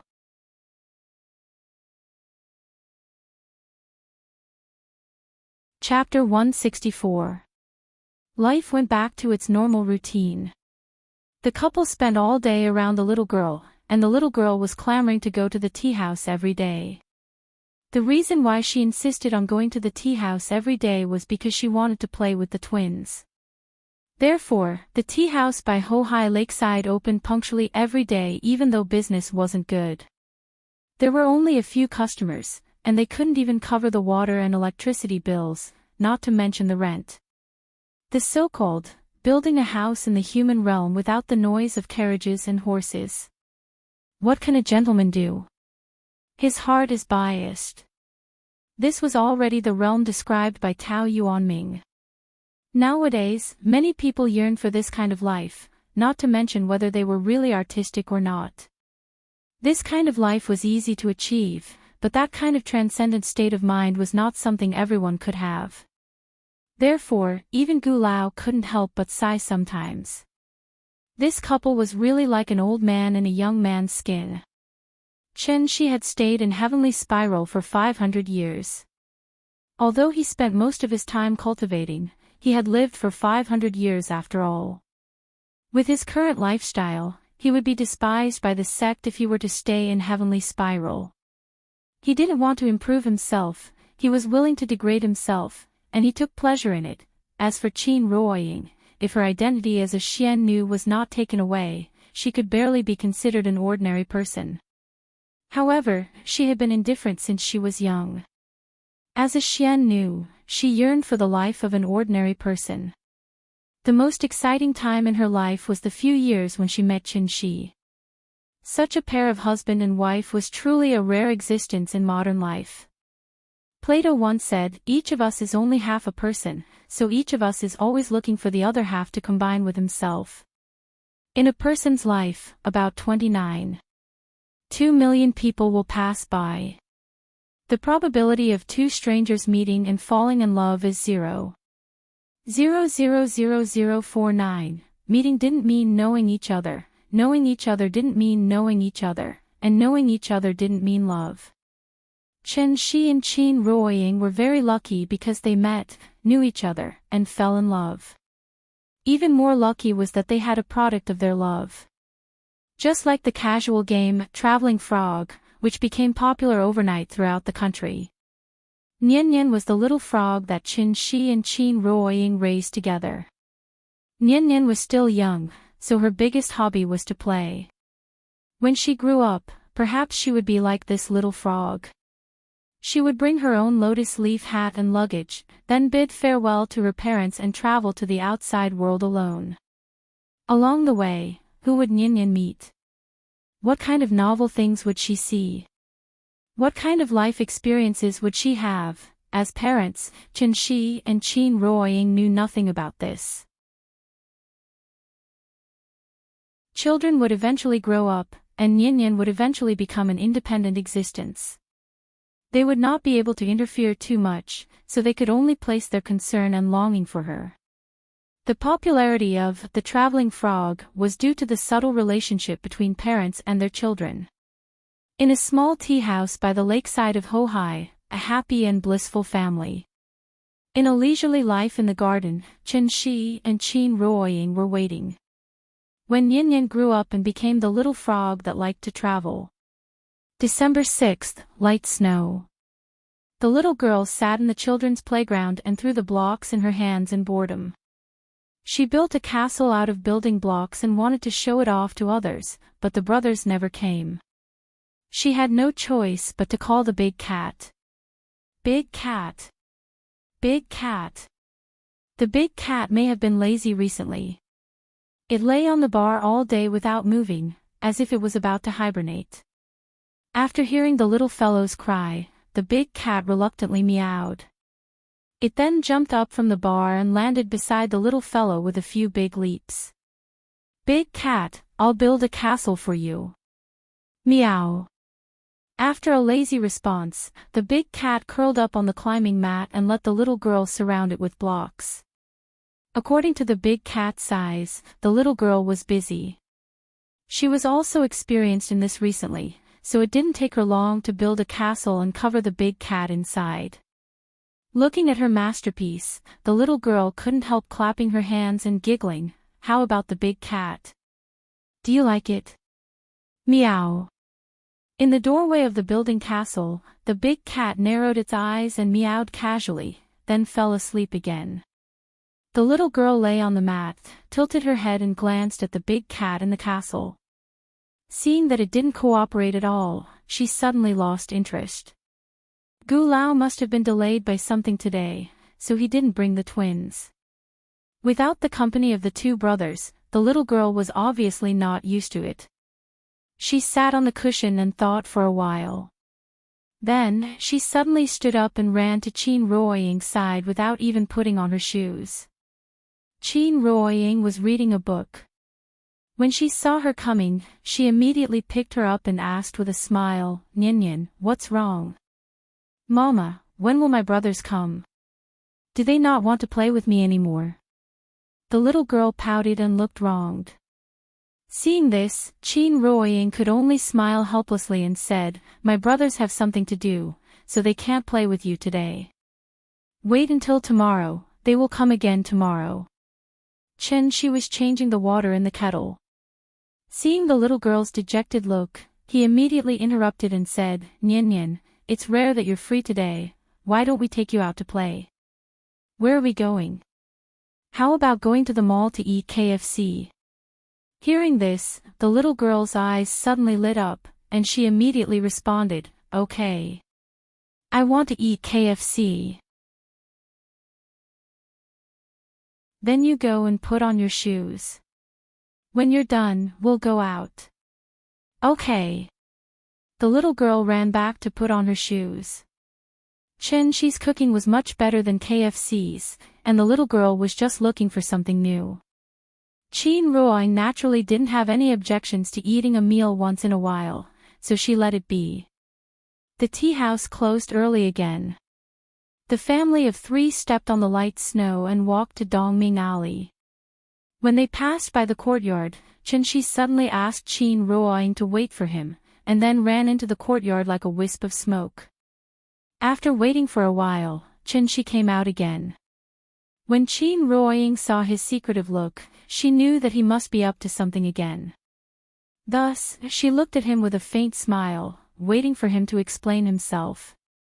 Seeing this, she didn't hide anything and immediately took out two things from behind her. Dang dang dang, when Chen Ruoying saw it, she suddenly did not know whether to laugh or cry. She held the household register in his hand, one for her, and the other for Chen Shi and Yin Yin. After seeing the household register, Chen Ruoying understood what he wanted to do, so she asked with a smile, "Do you still care about these things?" "Of course, we have a child illegally living together, so we have to make up for it." At this time, the little girl grabbed the household register in Chen Shi's hand, and then curiously turned it over. "Papa, what is this?" She did not know how to read, so she pointed to the 5 characters on it and asked. "Household register. Come on, Papa will teach you how to read." Holding the little girl in his arms, Chen Shi pointed to the Chinese characters on the household register and taught her to read. The family of 3 walked out of the alley. When they were about to walk out of the alley, Chen Ruoying suddenly could not help looking back at the familiar alley. In a trance, she seemed to have returned to the past. At that time, she would walk through this alley every day. But at that time, she did not think.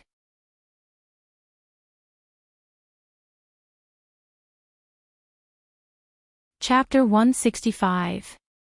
After the family of 3 left Dongming Alley, Chen Shi took a taxi and went straight to the Civil Affairs Bureau. The Civil Affairs Bureau was a magical place. Compared to the Human Resources and Social Security Bureau, the Civil Affairs Bureau was much more leisurely. The door was open, and anyone could come and go. What was even more amazing was that next to the marriage counter was the divorce counter. They went in and came out. They went in again and came out again. Countless gratitude and grudges, and endless expressions of all living beings. Today was not a big day, and the weather was not good, so there were not many people who came to go through the formalities. As soon as the family of 3 walked into the hall, countless eyes fell on them. It couldn't be helped. Compared to ordinary people, Chen Shi and Chen Ruoying's looks were too high. Some people who did not know the situation even thought that they were an unknown celebrity couple. What was even more eye-catching was that Chen Shi was holding a lively and cute little girl in his arms. The child was already so big, but they still came to the Civil Affairs Bureau. Obviously, they were here to go through the divorce procedures. The young couple looked quite compatible. They were probably young and immature, so they got married and divorced impulsively. This kind of thing was common in the Civil Affairs Bureau. What a pity. Countless people secretly sighed. However, what made everyone's jaws drop was, Chen Shi did not take the divorce registration number, but the marriage registration number. When he came to the marriage registration counter with the number, the staff around him could not help but look at him. It was not unheard of to get on the bus first and then buy the ticket, but it was really rare to see someone come to buy the ticket when they were almost at the terminal. There were very few people getting married today, so it was Chen Shi's turn immediately. He put the little fellow down, and then he and Chen Ruoying held the little fellow's hand as they walked to the counter. The Civil Affairs Bureau was under the control of the local government, so the policies and charging standards were slightly different in each place. It was okay in Shangjing. Taking the number, filling in the form, taking photos, and getting the certificate cost 9 yuan, and taking photos 30 yuan. As long as the procedures were complete, they could get the marriage certificate in 20 minutes. When Chen Shi got 2 brand new marriage certificates from the registration counter, a very strange feeling suddenly surged from his heart. They got married just like that. Unlike the excitement of a wedding, when they were getting their marriage certificate, they felt an indescribable heaviness. This was not a derogatory term, but a complimentary one. It was a very complicated feeling. Perhaps it was his sense of responsibility. He looked at the marriage certificate in his hand and then looked at his lover beside him. Even the look in his eyes was slightly different. Chen Shi wanted to show the marriage certificate to Chen Ruoying, but the little girl in her arms snatched it away. The little fellow looked at her parents in the photo and giggled for a while. Then, she suddenly stopped smiling and pouted at Chin-Shi. "Papa, why am I not in the photo?" Without waiting for Chin-Shi to reply, she seemed to have thought of something and immediately shouted, "Family portrait. Family portrait. I want to be in there too." This was a public place. Besides those who were preparing to get married, there were also those who were preparing to get divorced. Many people were already in a bad mood, so when they heard her words, their faces immediately darkened. "Shoo, you can't be loud in public." Chin Roying quickly stopped the little fellow. Showing affection in this place was simply rubbing salt on other people's wounds, so it was better to restrain herself. In order to meet the little fellow's request, the couple quickly took her to a corner, and then Chin-Shi took out his mobile phone. Click. The couple leaned close to each other. The little fellow sat in the middle of them, holding her little face with both hands and sticking out her little tongue to make a face. Looking at this family portrait, both of them didn't know whether to laugh or cry. The little fellow took the mobile phone from Chin-Shi. When she saw herself in the mobile phone, she immediately seemed to have succeeded in a prank and couldn't help but giggle. Just as the three of them were showing off their love, a couple in front of the divorce counter started arguing. Marriage required a photo of the two people, and divorce required a photo of one person. Because the size of the photo provided by the woman was not up to standard, there was no way to go through the formalities, so the man asked the woman to go out and take another photo. The woman was unwilling, so the two of them quarreled in the hall. "You're deliberately looking for trouble, aren't you? You've done it twice and you still can't get it done. Let me tell you, I don't want to do it a third time. Are you in such a hurry to marry that vixen?" The man's attitude was very bad, so the woman's mood immediately rose, and she opened her mouth to retort. Their voices were very loud, and they immediately attracted the attention of everyone present. When the man heard the woman's words, he was so angry that even his face turned red, so he roared angrily, "Watch your mouth. At this point, both of us know what's going on. Don't embarrass yourself here with me." The woman was stunned. After hesitating for a moment, she suddenly threw herself into the man's arms. Then, the woman cried bitterly as she lay in the man's arms and murmured, "I don't want a divorce. I don't want it. Let's start over, okay? Okay." The man was also stunned. Looking at the most familiar stranger in front of him, the oath he once made immediately echoed in his ears. After all, she was the person he was most familiar with. After a deep sigh, the man didn't push the woman away, but gently hugged her. At this moment, the staff at the counter smiled and said, "Why don't you two go back and think about it?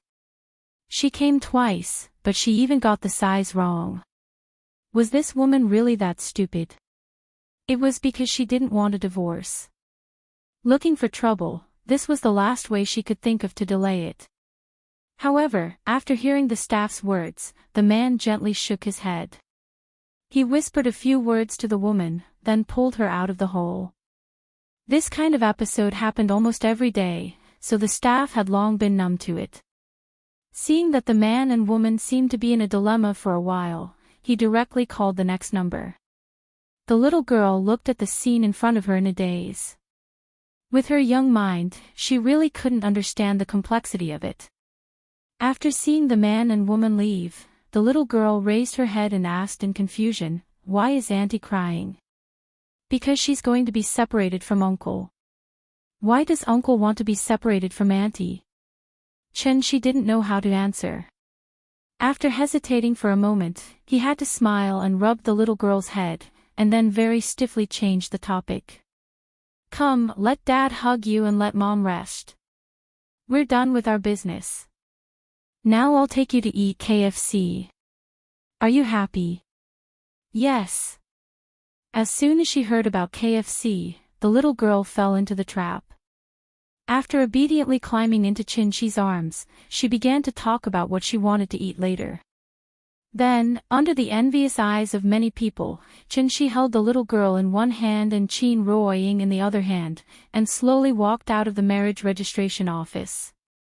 Marriage was like a carved ship, it depended on how you appreciated it and how you steered it. If you were wise, even if you didn't know your lover before marriage, you could be respectful to your lover after marriage.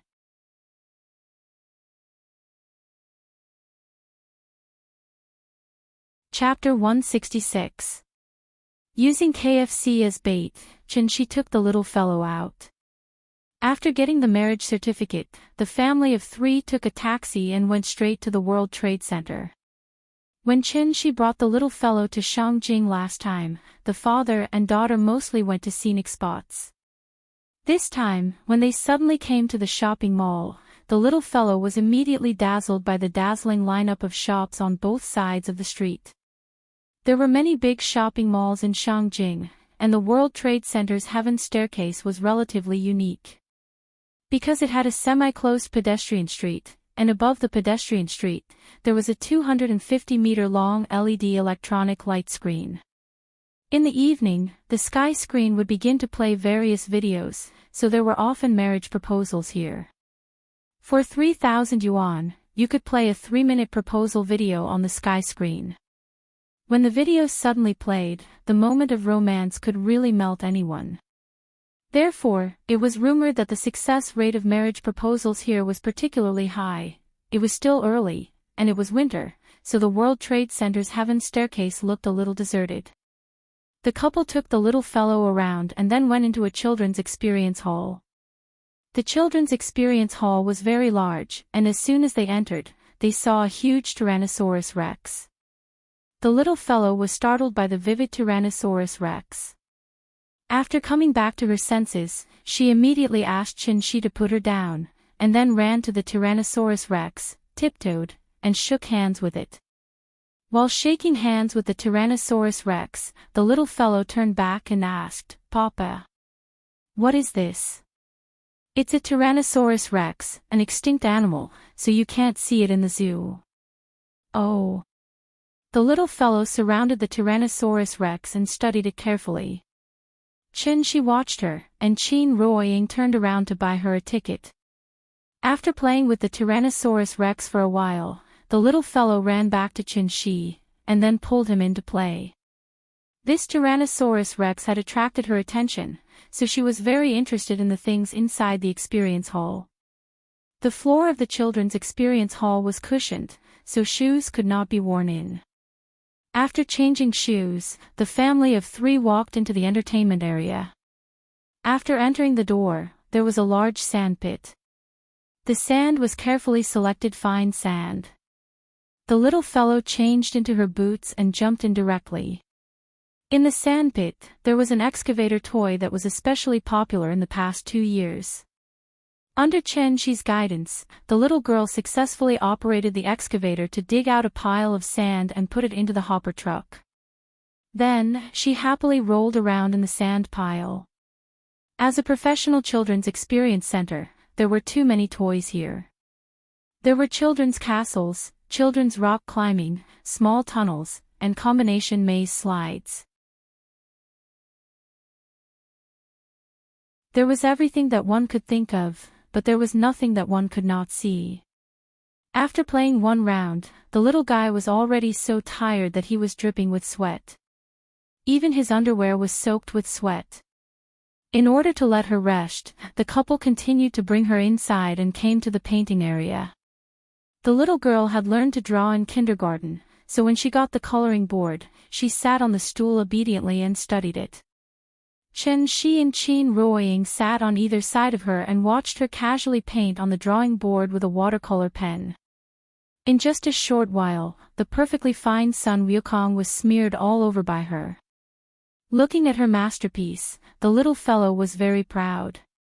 She handed it to Qin Ruoying as if it was a treasure and asked her to praise her. Qin Ruoying and Chen did not know whether to laugh or cry. Then, Qin Ruoying taught her step by step and wrote her name in the blank space of the drawing board. She was going to show it to her when she grew up. The handwriting was crooked, like earthworms crawling around. It took a lot of effort to barely distinguish what she wrote. Chen Yan. For the whole afternoon, the family of 3 was immersed in the experience center. If the little fellow was not hungry, she probably would not have been willing to come out. Before leaving, the little fellow was really conflicted. After Chen Shi bought her a bear that was half her height, the little fellow reluctantly left the children's experience center with the bear. When they walked out of the experience center, the sky was completely dark. At this time, the world's staircase really showed its unique charm. Flowing lights and colorful neon lights flashed. A giant screen with an area of 7,500 square meters was constantly blooming above the pedestrian street. The little fellow stood on the steps, holding the teddy bear. When she looked up and saw the underwater world animation on the sky screen, she could not help but open her mouth and exclaim, "Papa! Is that a dolphin?" Yes, a dolphin. What about that white one? It's a whale. Is that a tortoise? Kind of, but you should call it a sea turtle. Oh, the little fellow nodded her head woodenly.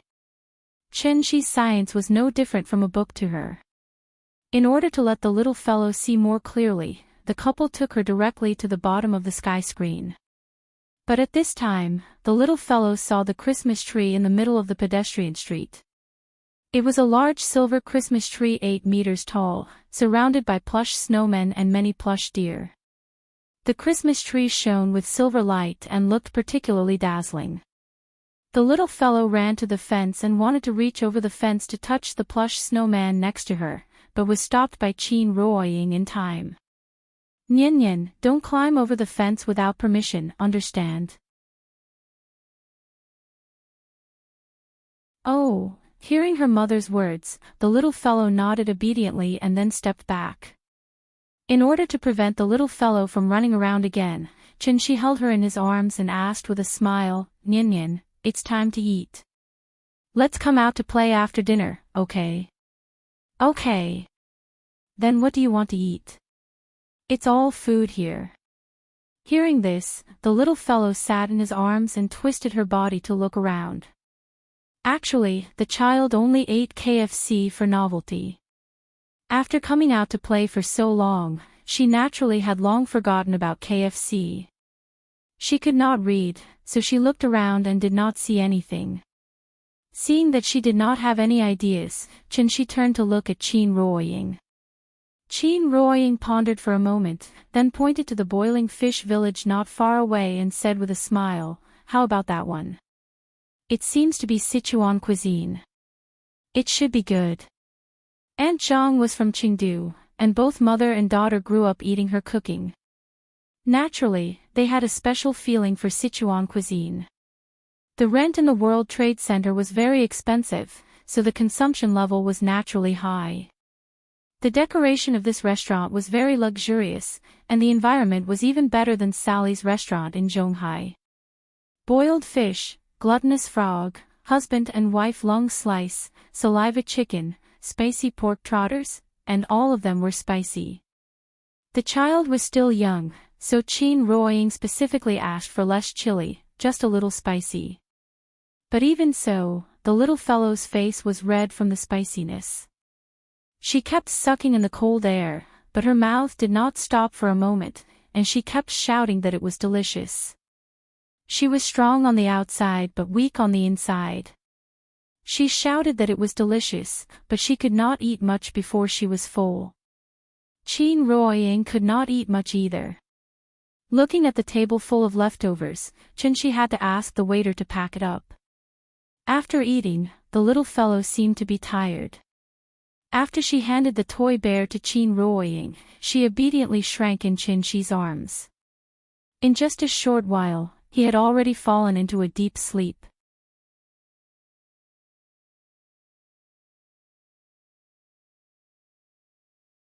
Chapter 167. The next morning. When Qin Ruoying got up and washed up, Chen Shi was already busy in the yard. He dug another hole in the bluestone floor that had just been paved. After glancing at the little guy who was still sleeping soundly, Qin Ruoying quietly walked out of the west wing. When she came to Chin Shi's side, she found that Chin Shi had gotten a jar from somewhere. He was squatting next to the jar, busy with something. After noticing that Qin Ruoying came over, Chin Shi looked back at her, picked up a bowl from the side, and scooped some wine from the jar with the bowl. Qin Ruoying just took the bowl from him, and a fragrant smell of wine rose directly from the bowl and hit her nose. The smell of the wine was very light, and there was a slight indescribable fragrance in it. This is wine. Yes, have a taste. Hearing this, Qin Ruoying picked up the bowl and took a sip. She didn't drink and didn't know much about wine. But with this sip, she could still feel a fragrant but not overpowering, mellow and elegant taste from it. In the unique spicy taste of white wine, there was a clear, refreshing, mellow, and clean taste. It was really soft in the mouth, and the aftertaste was pleasant. It was very delicious. What wine is this? Daughter's red. How is it? My skills are good, right? You can make wine. Of course, your husband knows everything, and there is nothing he can't do. Chen Shi smiled proudly. Qin Ruoying smiled and glanced at the empty wine bottle beside him, but didn't say anything. Mao Tai, Fenzhou, Luzhou Laozhou, Shifengzhou, the four famous wines of Hua Xia were all taken by him. In addition, there was also Wuliangye, Guizhou 1573, Jian Nan Chun, and so on. No matter what type of wine it was, whether it was Mao Tai flavored, Qingfeng flavored, or Feng flavored, they were all put into a soil jar by Qin Shi. This was a jar of wine that gathered the great achievements of all kinds of wine, soaked wine. The wine was not important. What was important was the spirit medicine within. It wasn't an exaggeration to say that every drop was a great supplement in the world. One drop was equivalent to a Peiyuan Dan. After being refined by Qin Shi with her immortal techniques, the wine could truly be considered the so-called nectar of the bejeweled nectar. After the wine entered his mouth, the spiritual qi of heaven and earth contained in it flowed through his throat and into his limbs. Qin Ruoying only felt that the more she drank, the more sober she became. In a short while, she drank the entire bowl of wine into her stomach. Seeing that she liked it very much, Qin Shi asked with a smile, "Would you like another bowl?" Hearing this, Qin Ruoying thought for a moment and shook her head. She chuckled and said, "This is not the time to drink new Hong. Let's bury it. When Yin Yan gets married in the future, we'll have a drink together." All right.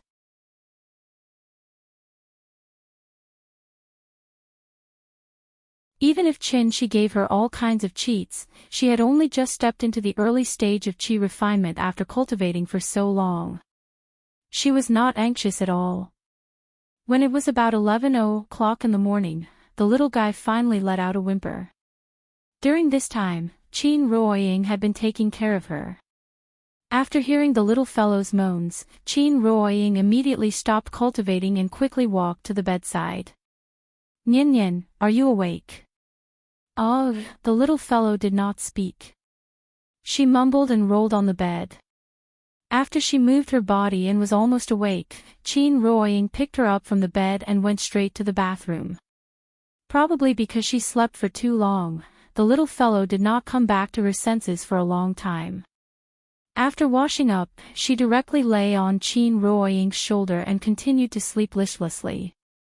When Qin Shi saw her unlucky appearance, he could not help but pinch her little face, and then took a crystal bun and waved it in front of her eyes. Oh whoa! With delicious food in front of her, the little fellow finally became energetic and stretched out her neck to take a bite.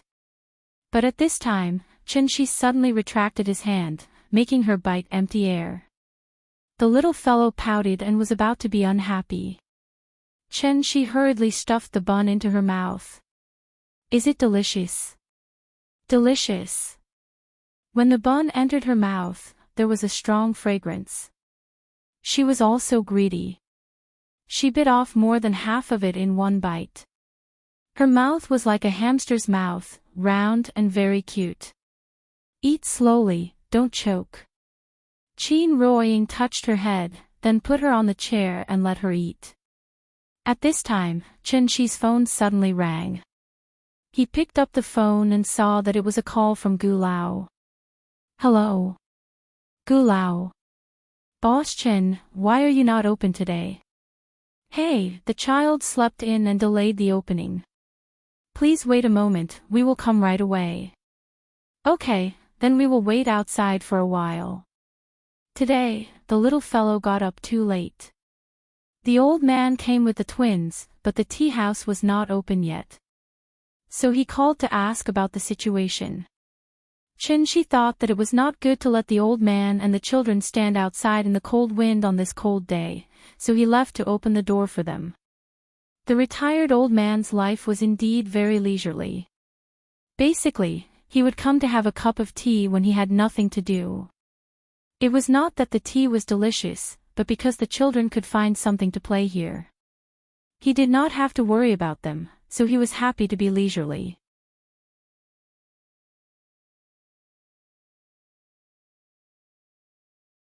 Chapter 168. Morning, 11:20. After breakfast, when the mother and daughter came to the tea house, Chen Shi was already playing Go with Gu Lao, and the brothers were also piling up blocks in the children's playground. As soon as Qin Ruoying put down the little fellow, she ran over and greeted the brothers with a smile. It had only been a day since they last saw each other, but the three little things were like long-lost old friends. After happily greeting the little fellow, the brother immediately shouted for her to come in. They were studying how to make a transformer with blocks. Seeing this, the little fellow immediately took off her shoes, plopped down on the mat, and then crawled to the brothers on all fours.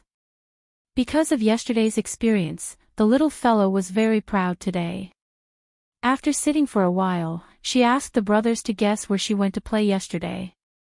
The brothers' situation was similar to hers before. Their parents were not around all year round, so they rarely went out to play. Hearing the little fellow showing off her experience yesterday, the two brothers immediately opened their small mouths and their faces were full of envy. It's much bigger than here. Dinosaurs. Sand. Mazes. Seesaws. And so many children. There's everything. I'll take you to play next time. In the end, the little fellow did not forget to pat her chest and promised that she would definitely call the brothers together in the future, which immediately attracted the two brothers' agreement. She was showing off unscrupulously, but Qin Ruoying shook his head. As long as a child has something fun and novel, they can't help but show it off. This is human nature. Nian Nian didn't have many toys before, so she was very envious of the brothers' toys. When she has toys that others don't have, she will naturally take them out to win the envy and recognition of others. At this time, toys have lost the meaning of toys, but become a tool for comparison, showing off, and not admitting defeat. Therefore, parents often see children arguing over toys, comparing whose toys are more fun and who has more toys. Everyone wants to be excellent. A healthy competitive spirit can promote a child's comprehensive and healthy development and make the child better. However, the competitive spirit can't be too strong or have no direction. If it goes in the wrong direction, it will be counterproductive. If the parents didn't guide them in the right way, the competitive spirit could very well turn into vanity. Vanity was a character flaw caused by excessive pursuit of vanity. It was also a distorted self-esteem. Even adults could not escape the clutches of vanity, let alone children. Qin Ruoying sat at the bar and was thinking about how to set up good values for the little fellow when the door of the tea house was suddenly pushed open. It was a mother and her daughter. The woman was in her early 30s, and she was dressed very gracefully and luxuriously. However, the most eye-catching thing was the little girl beside her. The little girl looked only 1 or 2 years older than Nian Nian. At such a young age, he was wearing a Dior fur coat that was priced at tens of thousands, and he was carrying a Balenciaga bag in his hand. Just this outfit alone would cost at least 100,000 yuan. Children grew up quickly. Many of the clothes bought this year could not be worn next year. Therefore, by the time this winter was over and the next winter came, the 100,000 yuan would probably be gone. She was really rich and capricious. The woman stood at the door and looked at the layout of the tea house. After finding that only Qin Shi and Gu Lao were here, she walked into the tea house with her daughter. Because Qin Shi and Gu Lao sat on the right side of the door, the woman sat directly on the left side. She was a guest. Qin Shi and Gu Lao were playing chess, so Qin Ruoying came out from behind the bar and went directly to the woman and asked, "Hello? Do you need something to drink?" The woman took off her coat and motioned the child to sit inside. After hearing Qin Ruoying's words, she picked up the price list on the table and looked at it. Wui de Hong Pao. The woman looked at the price list and suddenly couldn't help but mutter, but her tone was somewhat like ridicule. Although her voice was low, Qin Ruoying, who was standing next to her, heard every word. Qin Ruoying did not respond and pretended not to hear.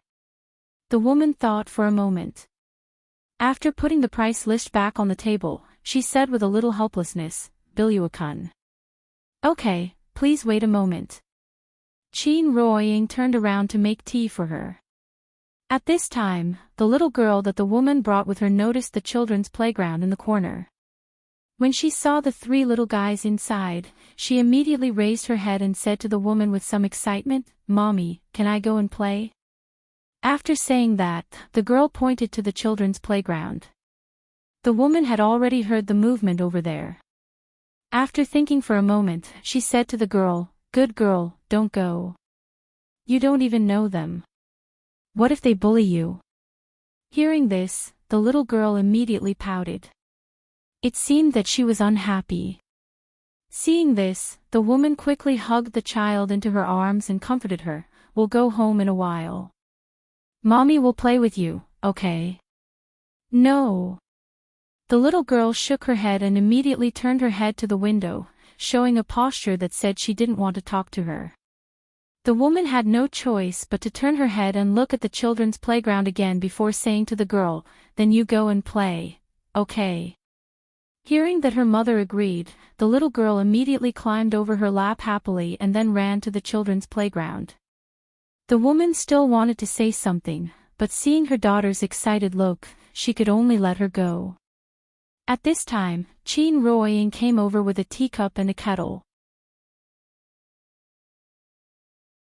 After she put down the teacup and the kettle, the woman said to Qin Ruoying, "The child wants to play with them.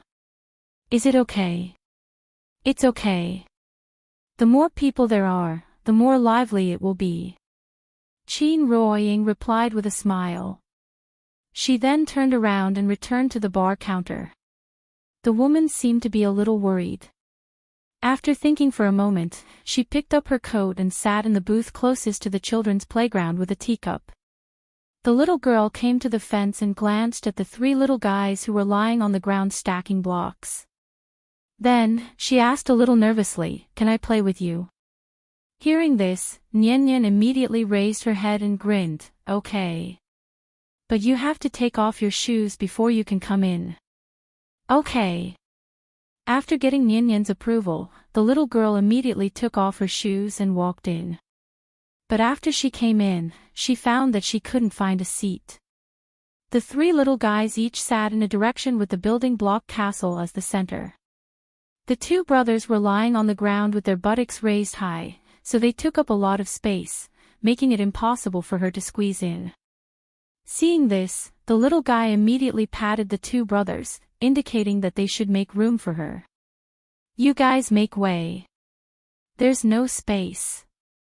The two brothers were thinking about how to arrange the castle's gate. Hearing the little guy's words, they finally came back to their senses and quickly squeezed out a seat for the little girl. After the little girl sat down, the little guy, as the host, immediately took out a pile of building blocks and placed them in front of her. "My name is Qin Nian.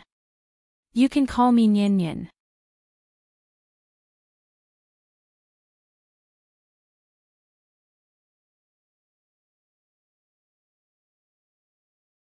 Because the castle made of Lego bricks was not so easily damaged, she used both hands and tore the castle into pieces in a short while. The three little fellows were stunned. After she tore down the castle, the little fellow seemed to have returned to her senses. She asked curiously, "You don't like castles?" "I don't." After saying that, Tian threw the building blocks in her hand, directly hitting the two brothers' mutant gorillas. The building blocks hit the gorilla and then bounced onto the mat. The little fellow looked down at the building blocks that she threw out. After pondering for a while, she sat up and said to the two brothers, "Let's play marbles." The two brothers had no objections, so they immediately nodded and said, "Okay." Because they often came here to play, they put all the marbles here. After hearing the little fellow's words, the two brothers eagerly found a box of marbles in the corner. At this time, the little fellow looked at Tian and asked, "Do you know how to play marbles?" Tian shook her head. Seeing this, the little fellow introduced the rules of the game to her. After many days of research, the rules of the marbles game had been comprehensively upgraded. Using the building blocks, the three little fellows invented a game similar to billiards. First, they used the building blocks to circle an area as a field, then each person put 3 marbles in the field. In front of them would be a goal made of building blocks. As long as they used the mother bullet to knock the opponent's marble into the goal, even if they scored 1 point, they could still win the marble. Whoever lost all their marbles first would lose the game. Tian had never seen this kind of game, so she was immediately attracted to it. There was a standard posture for playing marbles. Using the index finger to circle the marbles and the thumb to push outward, the marbles would fly fast and accurately. After teaching Tian the posture, the 4 people began the game of marbles.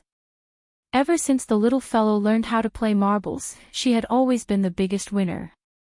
It was not that her skills were superior, but because the 2 brothers would always argue first and use all their skills to defeat each other, so the little fellow always got a big advantage. Now, the 2 brothers were arguing again. The older brother took the lead and directly hit the younger brother's marbles to the side of the goal, almost hitting the target. Seeing this, the little fellow decisively chose to hit the younger brother's marbles directly into the goal, and she was the first to get a point. It was Tian's turn. She looked left and right and chose the marbles that looked easier to hit the older brother. After looking for a while, Tian hit the marbles in her hand. Unfortunately, her skills were too poor, so the marbles that looked easy to hit missed because she missed the opportunity. The older brother escaped and immediately counterattacked with a laugh, immediately hitting Tian's marbles. Although he did not hit the target, he hit Tian's marbles to the side of the goal. The younger brother was also a veteran, so he naturally would not miss such a good opportunity, so he decisively chose to put down the grudge between him and his older brother and turned to attack Tian. Tian's marbles were successfully pocketed by him. Seeing that she had inexplicably lost a marbles, Tian immediately pouted. Unfortunately, her skills were too poor, and she always missed when she wanted to counterattack. The game continued. In a short while, the little fellow each got a marbles from the 2 brothers, and the 2 brothers each got a marbles from Tian. On the field, Nian still had 3 marbles, the brothers had 2 each, and the unlucky Tian only had 1 left. Seeing that Tian seemed to be a little unhappy, the little fellow put one of her marbles in front of her and said to her, "You just played, this is for you." Hearing this, Tian frowned and immediately returned the marbles to the little fellow, then pouted and said, "I don't want it, I want to win it back myself."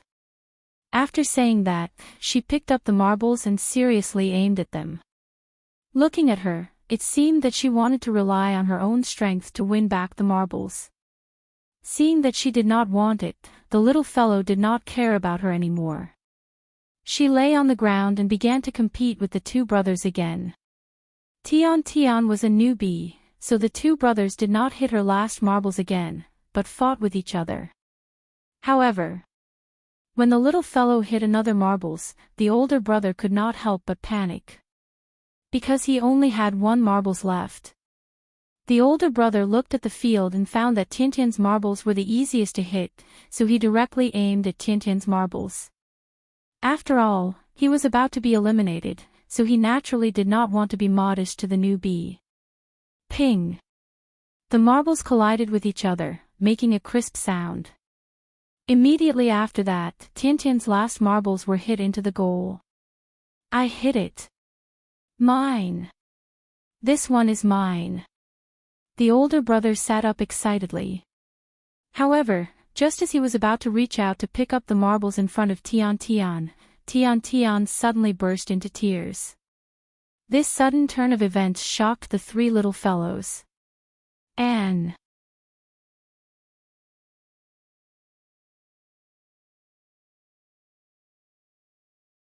Chapter 170. Tintin's sudden cry shocked everyone. Just like the weather in June, one second the sun was shining brightly, and the next second a thunderstorm was brewing. It was really unpredictable and impossible to figure out. The older brother was also shocked. He quickly put the marble back in front of Tian and comforted her. Don't cry. I'll return the marble to you. However, Tian did not care at all. She continued to cry her heart out. The moment the woman heard her cry, she stood up from the card seat in a panic. She quickly walked over to the railing and saw Tian crying miserably on the cushion. Her expression changed and she rushed to Tintin's side. Darling, what's wrong? Did they bully you? Don't cry. Tell Mommy. Mommy will help you. The woman pulled Tian into her arms and comforted her softly. When the older brother saw this, he immediately defended himself. We didn't bully her. The younger brother also echoed. We were playing a marble game just now. We didn't bully her. She was the one who cried all of a sudden.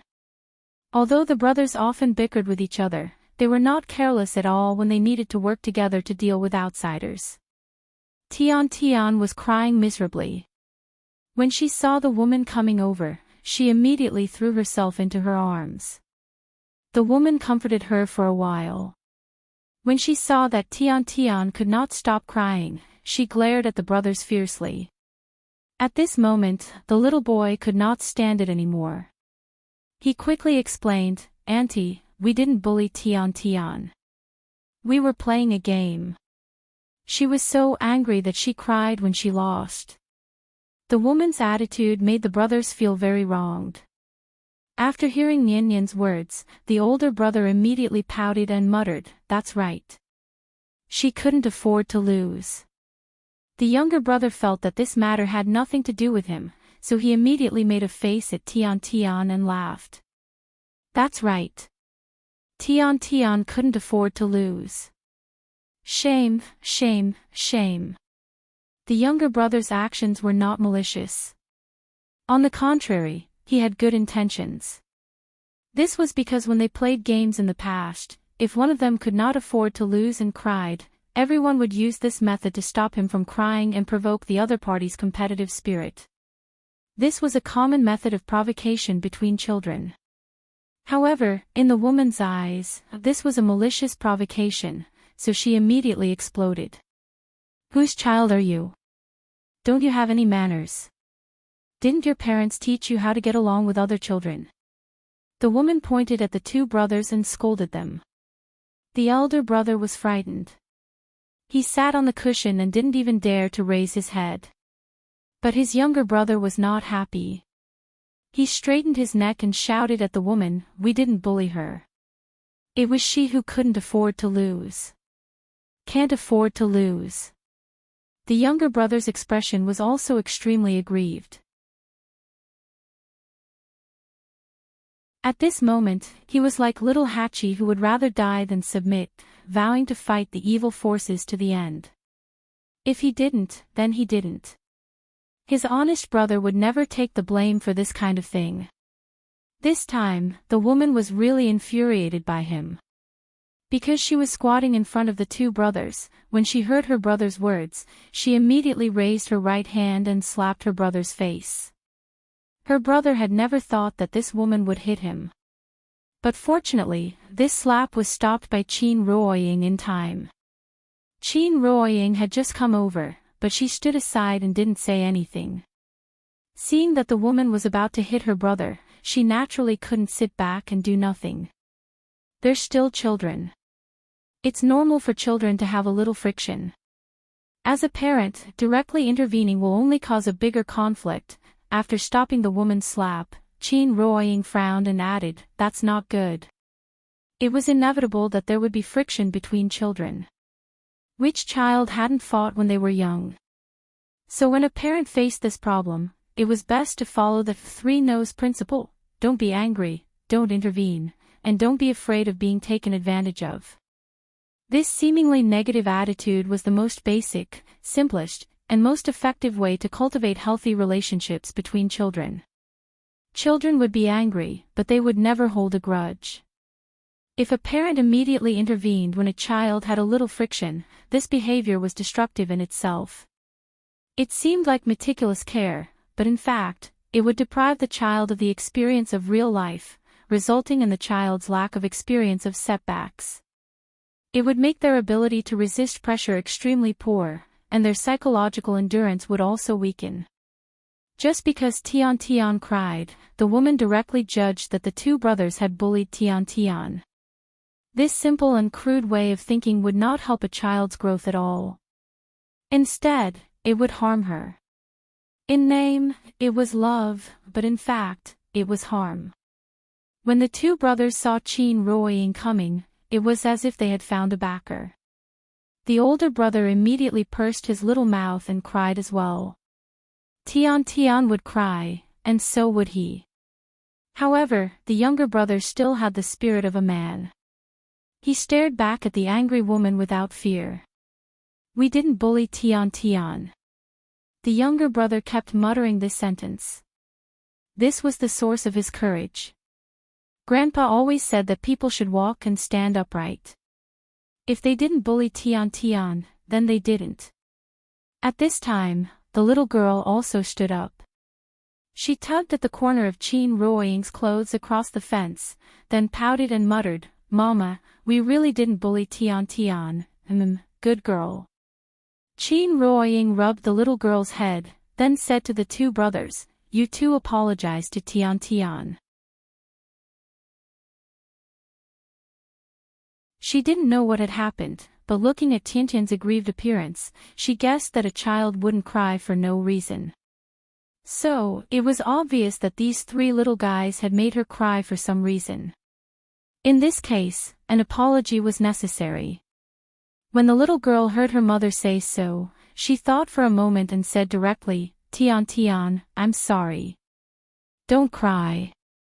Then, the older brother also stopped crying under the comfort of Chin Ruoying.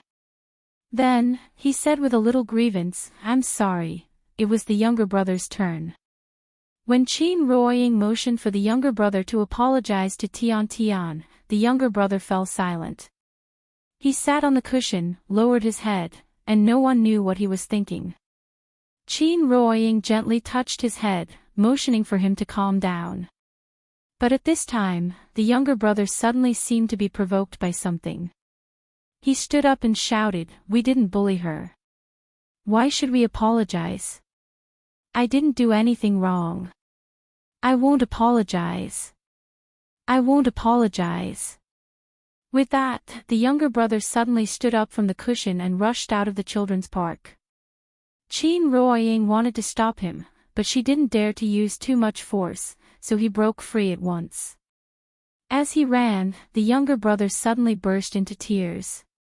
Because he really felt wronged, tears blurred his eyes, but the younger brother still found the right direction by feeling. He wanted to rush out of the tea house barefooted. At this time, a figure suddenly appeared at the door of the tea house, blocking the younger brother's way. Then, the younger brother felt his body suddenly light, as if he was flying. The younger brother quickly wiped the tears from the corners of his eyes, only to find that it was Chin-shi who had picked him up. "Let go of me." The younger brother shook left and right hard, wanting Chin-shi to put him down. Looking at the stubborn little thing in front of him, Chin-shi couldn't help laughing. Reaching out and pinching the younger brother's angry and aggrieved face, Chin-shi carried him back to the children's park.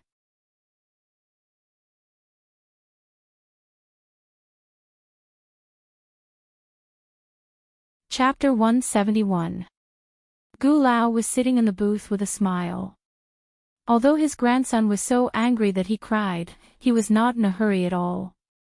He seemed to want to see how Chin-shi would deal with this matter. The younger brother usually looked silly, but if he was really forced, this child's character would be very strong. The older brother was much more tactful than the younger brother, or rather, he was more clever. So even if he felt wronged, he would choose to compromise in order to keep the peace. Although they were twins, they had completely different personalities. The younger brother's character was easy to be taken advantage of, but he was very likable. Others didn't know, but Chin-shi liked him very much. An honest young man was very much to his taste. Chin Roying didn't know what had happened just now, so she asked the three little guys to apologize to Tian Tian. Chin-shi was sitting far away and was still playing chess with Gu Lao. But with his 5 senses, how could he not know what was going on between these little fellows? It was all because of that woman's pampering that she raised a spoiled little princess. She had been surrounded by the whole world since she was a child. She would lose her temper if she was slightly neglected, not to mention that the 2 brothers had won 3 marbles from her. Although she was a newbie, she didn't have the awareness of a newbie. It was good to be competitive, but it was bad to have no self-awareness. She cried at the slightest thing and lost her temper at the slightest dissatisfaction. Even Nian Nian was not as delicate as her. Of course, Tian Tian couldn't be blamed for this. She could only blame her mother, who always held her in the palm of her hand. It was just a small matter, but she, as a parent, had to get involved. Suddenly, the nature of the whole thing changed. The younger brother was very reluctant to go. When he saw Chin-shi carrying him to the children's playground, he immediately became excited. "Let go of me. I want to go down. I want Grandpa." The younger brother struggled to twist his body, but Chin-shi didn't pay attention to him at all. After carrying him to Chin Roying, he put him back on the cushion. The younger brother glanced at Tian Tian and her mother and wanted to run away. But at this time, Chin-shi grabbed him by the collar and dragged him back to the children's playground. After blocking the entrance of the children's amusement park and not letting his brother out, Chin-shi asked Tian Tian, who was hiding in the woman's arms, "Tian Tian, did they bully you?" Tian Tian had already stopped crying. Her teary eyes really looked like she had suffered a great grievance. After hearing Chin-shi's words, Tian Tian didn't answer. Instead, she turned around and leaned into the woman's arms. "Tian Tian, answer me. Did they bully you?" Chin-shi asked again. However, Tian Tian still didn't say anything. Instead, she leaned on the woman's shoulder and didn't even turn her head. The woman felt her body tremble slightly and thought that she was frightened, so she immediately frowned and said to Chin-shi, "What are you doing? Can't you see that the child is still crying?" Chin-shi ignored the ignorant woman and continued to ask, "Tian Tian, if they bullied you just now, just nod and I will beat their butts now." "Okay." Hearing this, the woman's expression softened. She felt that Chin-shi's attitude was very good, so she said to Tian Tian, "Tian Tian, tell mommy, did they bully you? Don't be afraid, mommy will protect you." Tian Tian still didn't answer. But at this time, the little girl couldn't stand it anymore. She stood up from the climbing mat, pointed at Tian Tian, and said loudly, "Papa. We didn't bully her. No." Now, not only did her brother feel wronged, but even the little girl felt a little wronged. Like her brother, she didn't understand why the adults didn't believe them. With Qin Ruoying's understanding of Qin Shi, she understood something after thinking for a while. She knew that Qin Shi must have a deep meaning, so she quickly hugged the little girl across the fence and whispered to her, "Nian Nian, don't worry, listen to what Daddy has to say." The little girl was angry and pouted unhappily. Qin Shi didn't know why, but he kept asking Tian Tian, "Tian Tian, did they bully you?" There seemed to be a magic in his voice. After repeating this over and over again, Tian Tian finally couldn't hold it in any longer and burst into tears again. Then she cried and sobbed in a low voice, "They didn't bully me." "Louder, I didn't hear you clearly." Qin Shi's voice was a little harsh. At this moment, Tian Tian finally raised her head to look at him, and then cried out with a sobbing tone, "No. They didn't bully me." Hearing this answer, Qin Shi couldn't help but nod in satisfaction. It was good that she could answer honestly, which meant that the child could still be saved. However, after hearing Tiantian's sobbing voice, the woman couldn't take it anymore. Thus, she immediately stood up from the ground and pointed at Qin Shi angrily, "You have to threaten such a young child, are you still human?" The child was clearly suffering a great grievance. The man in front of her seemed to be seeking justice for Tian Tian, but in fact, he was threatening the child. There were only the mother and daughter here, and under his repeated questioning, the child was clearly frightened, so she didn't dare to say that she was bullied. The woman was very angry. However, Qin Shi was amused by her strange logic. "I threatened her. Didn't you hear what she said? If you didn't threaten her, would she say that? No wonder your child bullied others, as parents, you're not human." At this moment, Qin Shi felt like 10,000 alpacas were running through him. The child could still be saved, but as a mother, she couldn't be saved. At this time, Qin Ruoying seemed to want to say something, but Qin Shi stopped her in time. He was not a saint, and he had his own temper. The woman in front of him had broken through the limit and was purely pestering him. Since she was being unreasonable, Qin Shi naturally wouldn't be polite to her. "Get lost, you're not welcome here." Hearing this, the woman couldn't help but be stunned. Then, she laughed angrily, pointed at Qin Shi and shouted, "You told me to get lost." "Good, very good, very good." Because she was so angry, the woman's face was flushed red, and her body was trembling slightly. After looking at Qin Shi deeply, she casually wiped the tears on Tiantian's face. Then, she picked up Tian Tian and walked out of the children's playground angrily. "Hey, Tiantian's shoes are here." Qin Shi pointed at Tiantian's shoes kindly. However, to the woman, it sounded like mockery. So, the woman finally couldn't help but say fiercely, "Just you wait." After saying that, she rushed out of the tea house with Tian Tian without even taking her shoes. After seeing Tian Tian and her mother leave, the unhappiness on the little girl's face turned into anxiety. After hesitating for a moment, she walked to Qin Shi's side, tugged at Qin Shi's clothes, and said timidly, "Papa, I'm sorry." When the younger brother saw this, he immediately came to Qin Shi's side and said in a low voice, "Uncle, I'm sorry." The older brother was a little confused, but he immediately stood up from the ground and said, "Uncle, I'm sorry." The couple couldn't help but look at each other and laugh. Qin Shi reached out to touch the heads of the three little girls, and said to them solemnly, "You didn't do anything wrong, but you have to remember, in the future, don't be like Tian Tian, who doesn't dare to admit her mistakes, because she will not only harm herself, but also others. Do you understand?" "Yes."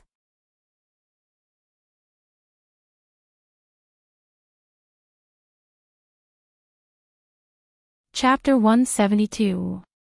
A child's joy, anger, sorrow, and joy were all real. A momentary outburst of emotion came and went quickly. After the three little guys saw that Qin Shi was not angry, they immediately sat down in the children's playground and started playing again. As for Tian Tian, obviously, they had forgotten about her. The couple looked at each other and had a more intuitive feeling about the importance of educating children. It was called love, but it was actually harm. The little guy's experience was somewhat similar to the brothers. They lacked the love of their parents since they were young, and Aunt Zhang and Gu Lao were quite strict. They never let the children mess around, so they developed an obedient and sensible personality. Tiantian's parents spoiled her too much, so she would immediately turn hostile and throw tantrums when she was unhappy. After all, she was not a prostitute, so society would teach her a truth sooner or later. She was not the sun, so no one would revolve around her forever.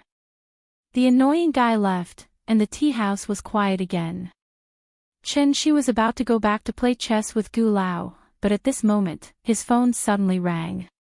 The caller was Qin Shueching. He passed the screen in front of Qin Ruoying so that she could take a look. Then, he answered the call. "Hello, Qin Qing. It's me." After hearing Qin Shi's voice, Qin Shueching's voice sounded from the other end of the phone. Qin Shi thought she had something to say, so he did not speak. But after waiting for a while, there was no sound from the other end of the phone. So, Qin Shi had to frown and ask, "What's wrong? What's the matter?" "Nothing, I just want to tell you that I have a new task recently, so I won't be back for the time being." "Oh, okay," Qin Shi nodded. Just as she was about to say something, the phone rang with a beep-beep sound from the other end of the line. Qin Shueching hung up the phone. Qin Shi felt that she was a bit inexplicable. After putting away the phone, he turned to Qin Ruoying and said, "Qin Qing said that she's very busy recently, so she won't be back for the time being." And that's all. Ah. That's really her character. Seeing Chen Shi's helpless look, Qin Ruoying couldn't help but smile. Meanwhile, after Qin Shueching hung up the phone, she looked down at the satellite photos in her hand. This was a sub-meter-level high-resolution satellite image, and the first photo was of the Meimen ruins. At this moment, Meimen was like a giant crater that had been smashed by a meteorite. Everything around it had been reduced to nothingness. The explosion was comparable to a magnitude 4 earthquake. The moment the explosion occurred, it had already shocked the entire world. Chen Shi would automatically shield his whereabouts when he was flying, so there was no way for the satellite to capture his figure. But that didn't stop them from investigating. Thanks to Qin Shi, Qin Shueching was now famous.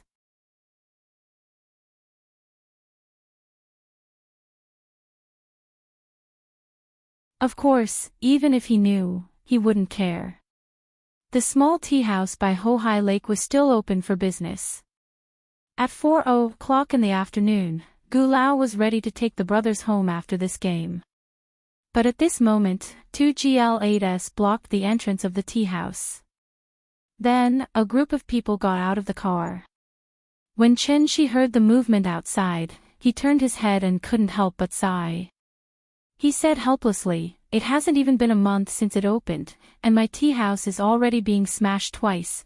Gu Lao also turned his head and looked outside the window. He frowned and said, "Should we call the police?" "It's fine, take a seat, I'll go out and take a look."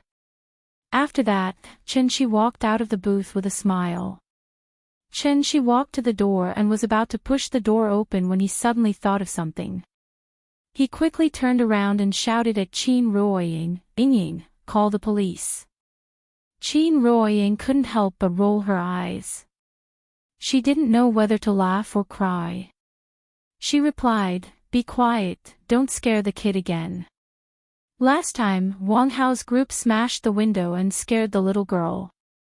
If they did it again, she would probably be traumatized." The two GL8s blocked the entrance of the tea house. This time was a little different from last time. Last time, Wang Hao's group came for Qiao Yuan, but this time, they came for Qin Shi. Therefore, as soon as Qin Shi walked out of the tea house, Tiantian's mother saw him.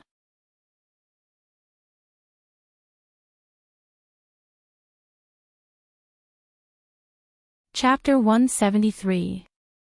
Outside the tea house, a group of people got out of the car. Tiantian's mother was obviously the leader of the group, and next to her stood a man in his 40s. Tiantian's mother was called Li Lu, and she used to be a small-time actress. After marrying into a rich family, she stopped acting and became a rich lady at home. She basically only had to take care of her child every day. When Li Lu saw Qin walk out, she immediately became excited. "Honey, it's him." Her husband's name was Zhou Haixing, and he was the boss of a real estate company in Jizhou. There were 7 or 8 people standing behind Zhou Haixing, and they were all Zhou Haixing's subordinates. They were all older, and the youngest of them was at least 30 years old. Including Zhou Haixing, they were all dressed in a very mature manner, and most of them were dressed in dark business suits. Just by standing there, he naturally gave people a sense of stability. In addition to their mature temperament, there was also a faint aura of power around them. Aura was a very mysterious thing. If Wang Hao was standing in front of this group of people, he would be so scared that he wouldn't dare to look them in the eye. This group of people was now a proper company employee, but who didn't have a past? Zhou Haixing was from Zhonghai. When he was young, he relied on his courage to fight to become a mine manager in a mine in Inner Mongolia. Later, when there was a boom in contracting coal mines, Zhou Haixing used some means to contract a medium-sized coal mine in Jizhou, and thus earned a large amount of startup capital. Zhou Haixing was the type of person who had foresight. He knew that the mining and energy business wouldn't last long, so he transitioned into the real estate industry a long time ago. Mining, energy, and real estate were the 2 most profitable industries in China. Those who could carve out a bloody path in these industries were all trendsetters of the times. Zhou Haixing was indeed very powerful, but unfortunately, he wasn't a rich second generation. This also caused his scope to be limited. Even if he became a real estate mogul with status and identity in Jizhou, Zhou Haixing was still limited to Jizhou and couldn't continue to expand. He started from scratch and got to where he was now. He was already someone that many people looked up to. However, Zhou Haixing wasn't satisfied and always wanted to go further. The appearance of Xiong, a new district, gave Zhou Haixing hope, so in the past year, he would go to Shangjing whenever he had nothing to do. However, the waters in Shangjing were too deep. In Jizhou, he was a big shot who could cover the sky with one hand, but in Shangjing, it was difficult for him to move forward. It took Zhou Haixing more than half a year before he finally found a high-end route. However, even though the connection was made, there was no progress in the matter.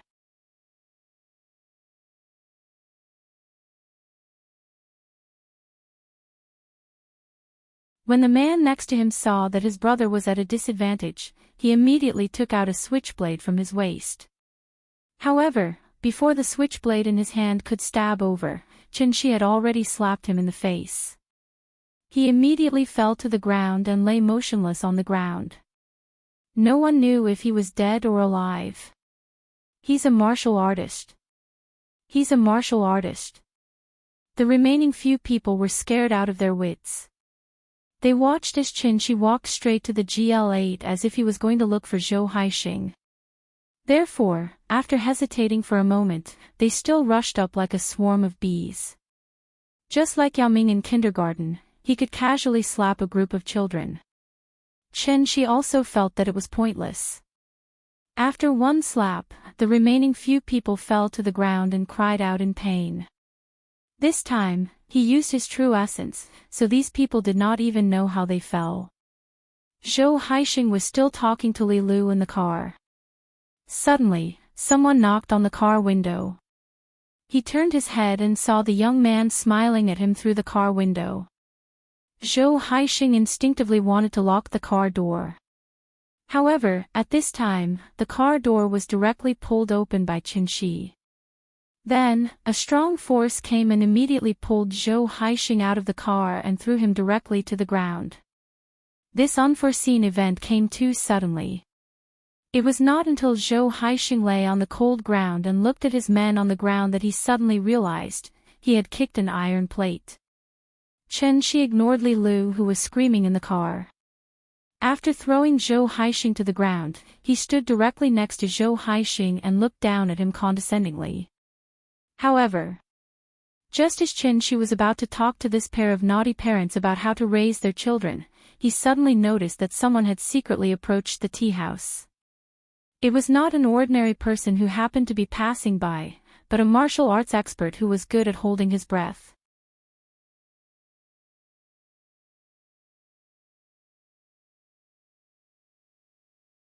Chapter 174. The people Zhou Haixing brought were sprawled all over the ground. Even he himself was thrown to the ground by Chen-shi. It took him a long time to regain his senses. From the time he got into the car to when Chen-shi pulled him down, the time it took was less than 30 seconds. In less than 30 seconds, Zhou Haixing already experienced the feeling of being on a roller coaster. Could this be fate? Was it destined that everything would go wrong in Shangjing? His wife was bullied when she casually entered a tea house, and when he brought people back to get back at them, he found out that the other party was a martial arts expert that he could not afford to provoke. Zhou Haixing really had 800 lifetimes worth of bad luck. For ordinary people, the martial Tao was not an unattainable existence. After all, everything in this world depended on talent. Music, painting, singing, dancing, and all kinds of sports. Even playing games required talent. Some people could play for 3 months and reach the diamond rank, while others could only hover around the gold rank after playing for a few years. Zhou Haixing once wanted to practice martial arts, but he was not cut out for it, so he stopped after a year or two. It was because he had learned martial arts that he knew how powerful martial arts experts were. This was not Jizhou, this was Shangjing. No matter how powerful he was in Jizhou, he had to lower his head in Shangjing. Zhou Haixing lay on the ground, not daring to move, but his mind was quickly thinking about how to solve this problem. Chen-shi did not know about Zhou Haixing's psychological changes, he just wanted to have a good chat with this pair of naughty parents. But at this time, Chen-shi suddenly felt something strange. On the street outside the tea house, a man and a woman suddenly walked over. The two of them were about 30 years old and were dressed very casually. They looked like a couple who came to Hohai to play. The man was holding a phone and constantly taking pictures. Martial artists did not know how to be invisible like Chen-shi, so they could only use their breathing, movements, and muscle expressions to disguise themselves as ordinary people. But because of years of training, martial artists' footsteps were usually very light. Moreover, martial arts required martial artists to have precise control of their body, so every step they took, whether it was posture or distance, was almost the same as the previous step. This was muscle memory that could only be formed after a long period of training. It was precisely because of this that even though they had disguised themselves perfectly, they still couldn't escape Chen-shi's eyes. Another detail was that this man and woman were not a couple at all. Although they looked very intimate, when the two of them looked at each other, their eyes couldn't help but avoid each other's gaze.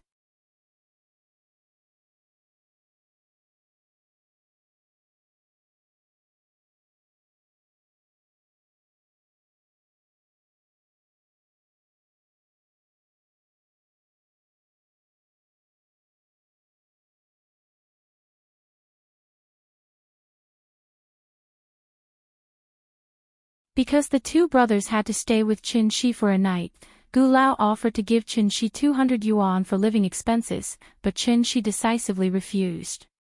It was okay to foster children, but giving money would be looking down on him. After several rejections, Gu Lao didn't insist anymore. He simply said a few words to the two brothers and then left in a hurry. Grandpa was going to leave them for a day, but there was no disappointment on the faces of the two brothers. Instead, there was excitement. In this regard, they were completely different from the little guy. Perhaps this was also an advantage brought by twins. The brothers' independence was obviously much stronger than the little guy. If Aunt Zhang wanted to foster the little guy to someone else for a night, the little guy's eyes would probably be swollen from crying. Today's weather was good. The three little guys stayed in the children's playground for a while. The older brother proposed to have a snowball fight outside. The little guy had already built a snowman, but he had never had a snowball fight. So when he heard that he wanted to have a snowball fight, he jumped up excitedly on the spot. In the winter, snowballs didn't hurt on the body, but it would be dangerous if they were hit on the head. Looking at the three little guys running out of the door, Chin-shi quickly asked Chin Roying to watch them, and he quickly ran to buy helmets, gloves, and goggles for the three little guys.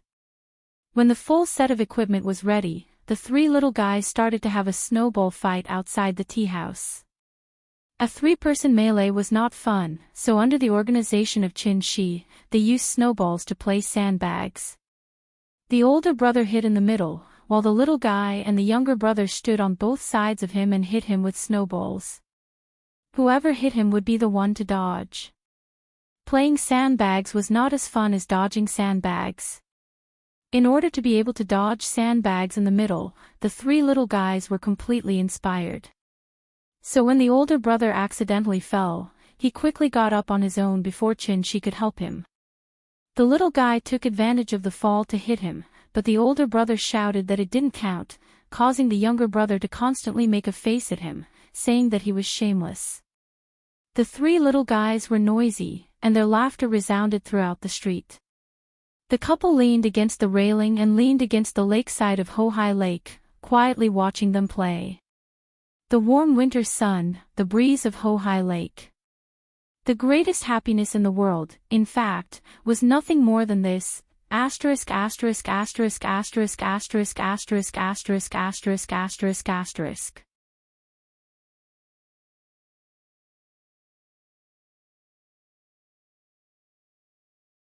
Chapter 176.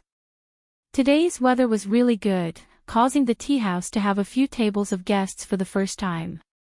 Even though the sun was out, the temperature should only be 3 or 4 degrees. The three little guys had been jumping around the whole morning. They were already tired and sweating profusely and gasping for breath. Strenuous exercise in the winter was easy to get sick, so Chin-shi took out 3 pills from Big Cat's snack tray and let each of them take one. Afterwards, Chin-shi also brought out 3 rattan chairs for them. When the three little guys were tired, they sat in a row outside the tea house, basking in the sun while discussing what to do next. The two brothers also had a restless personality. After resting for a while, they proposed to go outside for a stroll.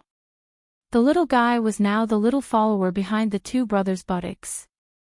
Wherever the two brothers wanted to go, the little guy wanted to go. Whatever the two brothers wanted to play, the little guy wanted to play. They really didn't have any opinions. There was no other way. Chin-shi couldn't persuade them, so after discussing with Chin Roying, he took the three little guys out. There was a big difference between summer and winter in Hohai. In summer, the lakeside willows were swaying, the lush greenery was overflowing, boating on the lake was very leisurely and contented. In winter, the bare branches, white snow, as far as the eye could see, there was only a piece of desolation. Only in the middle of January, when Hohai froze, would this place become lively again. Now there was still some time before Hohai froze, the skating rink was not open, and Chin-shi didn't allow them to go near the lake, so after the three little guys circled around Hohai, they suddenly lost interest and kept clamoring to go back to play marbles. In the process of leading the three little guys back, Chin-shi went to the nearby store to buy 3 yo-yos for them. He simply showed them a few moves, which immediately made the two brothers widen their eyes. Yo-yos were imported from overseas, so some of the names of the moves would become very Chinibyo after being translated. For example, the names of moves such as Force Whirlwind, Atomic Flame, Lightning Strike, and so on were simply too embarrassing. However, the two brothers seemed to think that it was very cool. After hearing Chin-shi introduce this move as Force Whirlwind, the two of them became even crazier. They kept throwing the yo-yos in their hands, and at the same time, they did not forget to shout, "Watch out! Force Whirlwind! Force whirlwind. Bayou, bayou, bayou. Watch my lightning strike. Take this. The two brothers started fighting with their yo-yos. When the two ropes collided with each other, they immediately formed a dead knot, and it took them a lot of effort to finally untie it. Perhaps it was the difference between boys and girls. The little guy wasn't interested in the strange names of the moves.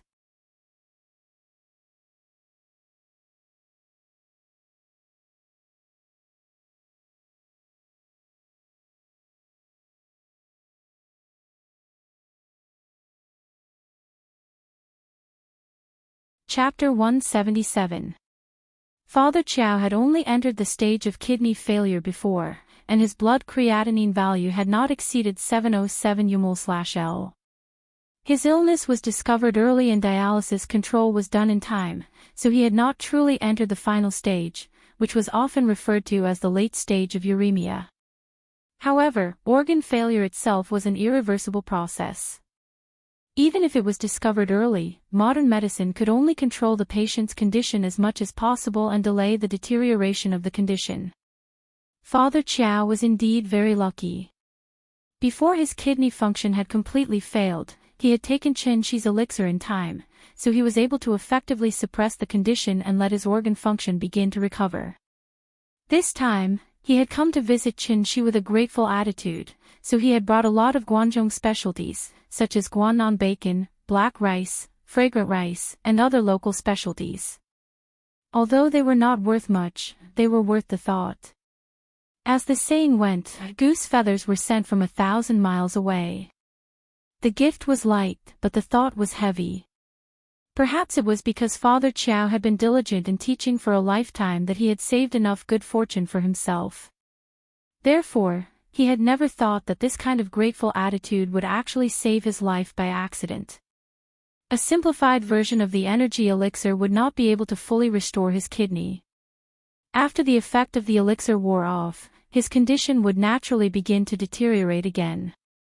As the saying went, when you saved someone, you should help them to the end. Chen Shi was not a stingy person. After hearing Father Chow's intentions, he took out 2 more energy elixirs from the bar counter. It was still the same explanation.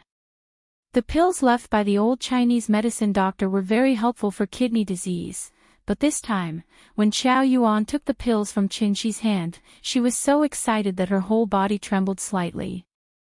After Chen Shi told them that they could take it all at once, Chow Yuan hurriedly helped her father swallow the 2 pills one by one. After taking the pills, the father and daughter were so excited that they could not control themselves. A teacher in a small county had not seen much of the world in his life. He did not even know how to say a few words of courtesy. He only knew how to repeatedly thank Chen Shi. Looking at his excited expression, it was as if he was about to dig out his heart and show it to Chen Shi. Chow Yuan wasn't any better. When she heard that Chen Shi had convinced her father to take these 2 pills, she was so excited that tears almost flowed out.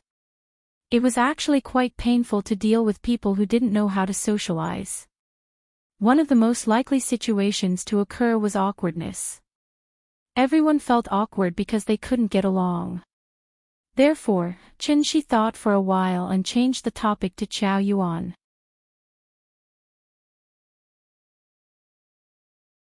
At the mention of his daughter, Father Chow finally opened his mouth.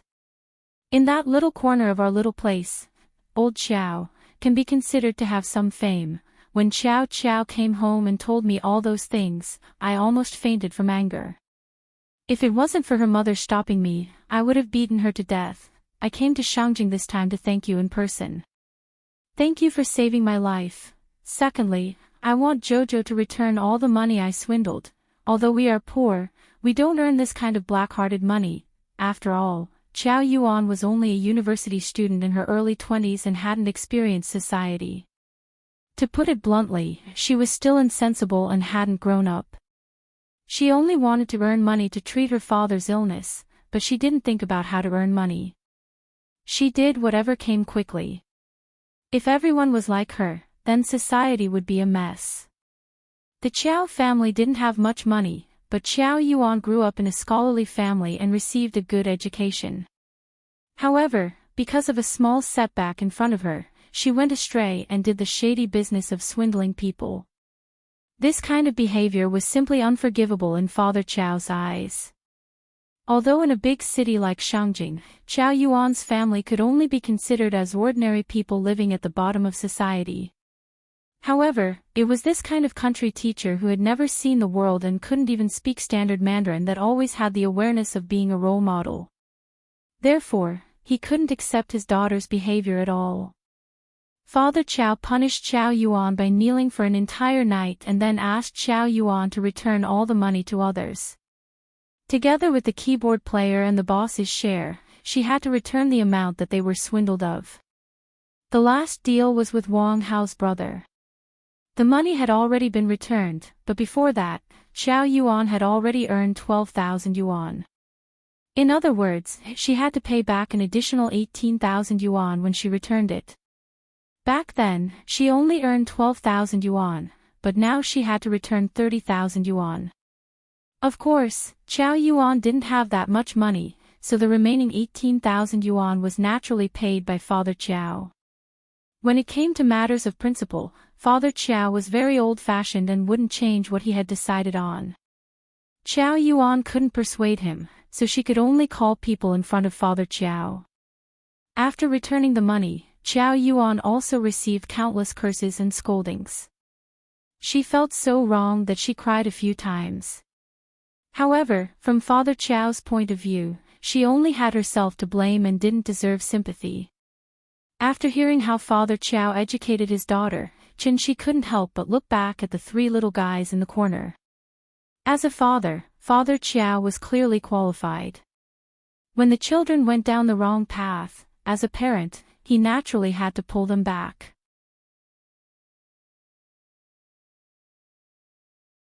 A teacher in a small county who had taught for a lifetime might seem mediocre to others, but at least when it came to educating children, Father Qiao was absolutely successful.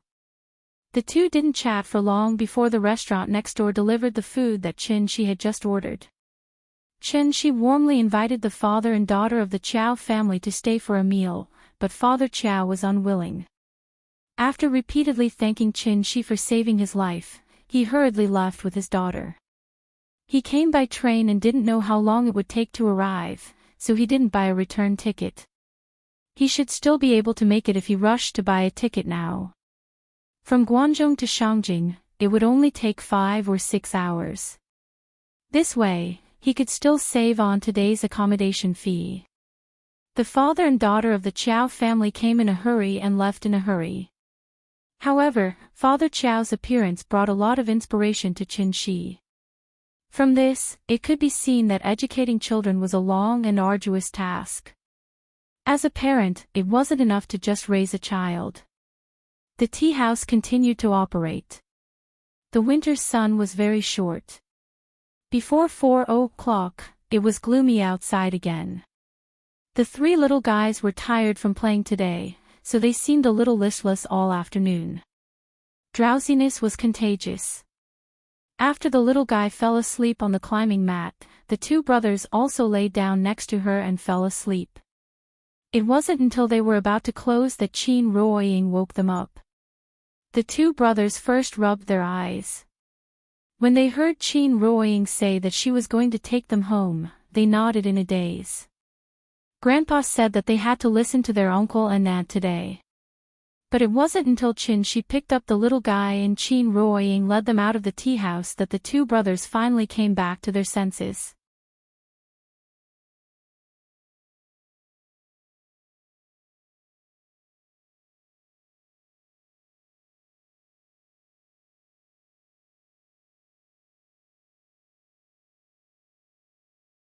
The three little guys played several games in a row until she finished cooking dinner.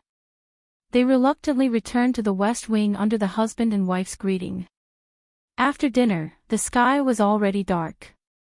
Qin Ruoying did not allow them to go out and run around, so the three little guys sat on the bed and watched cartoons. The elder brother wanted to watch Pigman, the younger brother wanted to watch Boonie Bears, and the little fellow wanted to watch SpongeBob SquarePants. The three little guys had different opinions and immediately quarreled over the control of the remote control. Seeing this, Chen-Chi had to suppress them. He took the remote control and let them order Frozen. The little fellow had already seen it once, but she still enjoyed watching it the second time. It was the brothers' first time watching it, so they were immediately fascinated by the beautiful magic world inside. There was a kissing scene in Frozen. When the elder brother saw Anna and Christopher hugging and kissing, the elder brother followed suit and turned his head to kiss the little fellow. But just as his mouth was about to kiss the little fellow, the elder brother regrettably found that there seemed to be an air wall between him and Yin. No matter how hard he tried, there was no way he could get closer. The elder brother's movements were very fast. After being stopped by Chen-Chi, Qin Ruoying noticed that something was wrong. When she saw the elder brother's embarrassed look as he tried to kiss the little fellow, she could not help but secretly laugh. At this time, the little fellow also noticed that something was wrong with her brother. Just as she turned her head, she was shocked by her brother's pig-like appearance, so she patted his forehead with her hand and muttered, "What are you doing?" The elder brother awkwardly retracted his head and then hid under the blanket, not daring to show his head. The husband and wife looked at each other and could not help but shake their heads and laugh. 4 or 5-year-old children did not have so many dirty thoughts. Their behavior was learned from the things around them, so Chen-Chi did not blame him. However, it was because of the elder brother's sudden action that they completely lost the opportunity to sleep with the little fellow. After watching the cartoon, the two brothers were carried by Chen-Chi, one in each hand, and directly led them to the east wing. Tonight, the little fellow slept with Qin Ruoying, and the two brothers slept with him. The two brothers cried and made a fuss, shouting that they wanted to sleep with their sister. But Chen-Chi did not pay attention to them at all, as if he did not hear them. They wanted to take advantage of his daughter.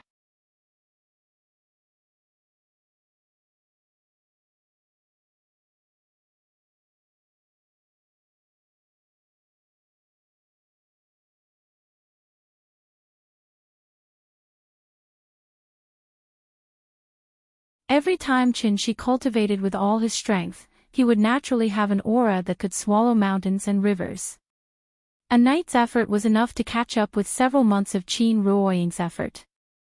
Although Spirit Mountain was large, there were only a few places with dense spiritual energy. But why did the spiritual energy nearby not seem to have changed much after he cultivated here for a period of time? Could it be that he was cultivating a false immortal? But this was obviously impossible. After all, the true essence that Chen-Chi refined was real. He was still worried that if he cultivated with all his strength, he might devour all the spiritual energy nearby, causing Spirit Mountain to become a dead mountain without any vitality. But who would have thought that such a strange situation would occur now? Chen-Chi stood up from the boulder. In order to confirm the cause, he flew around Spirit Mountain. However, after flying around, he didn't find anything strange. Everything was very natural. It was completely a natural paradise. Could it be, this endless stream of spiritual energy was flowing from somewhere else?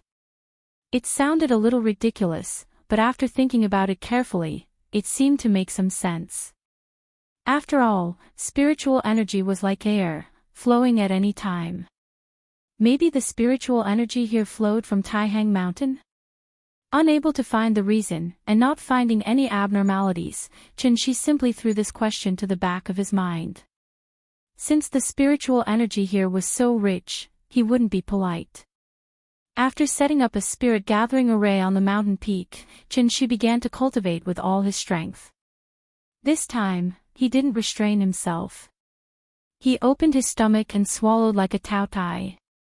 In an instant, the wind and clouds surged. Because of the violent surge of spiritual energy, a cloud vortex even appeared in the sky above Spirit Mountain. Chen-Chi wanted to see if the spiritual energy here would decrease if he cultivated with all his strength. Time flew by. When the sun came out from the clouds in the east, Chenshi slowly opened his eyes. Under his hard work, the spiritual energy here had decreased by a large amount as he wished. You're tuning in to the LoveLore Library YouTube channel. We're so grateful for your support, and don't forget to subscribe to join us on this incredible journey through captivating stories.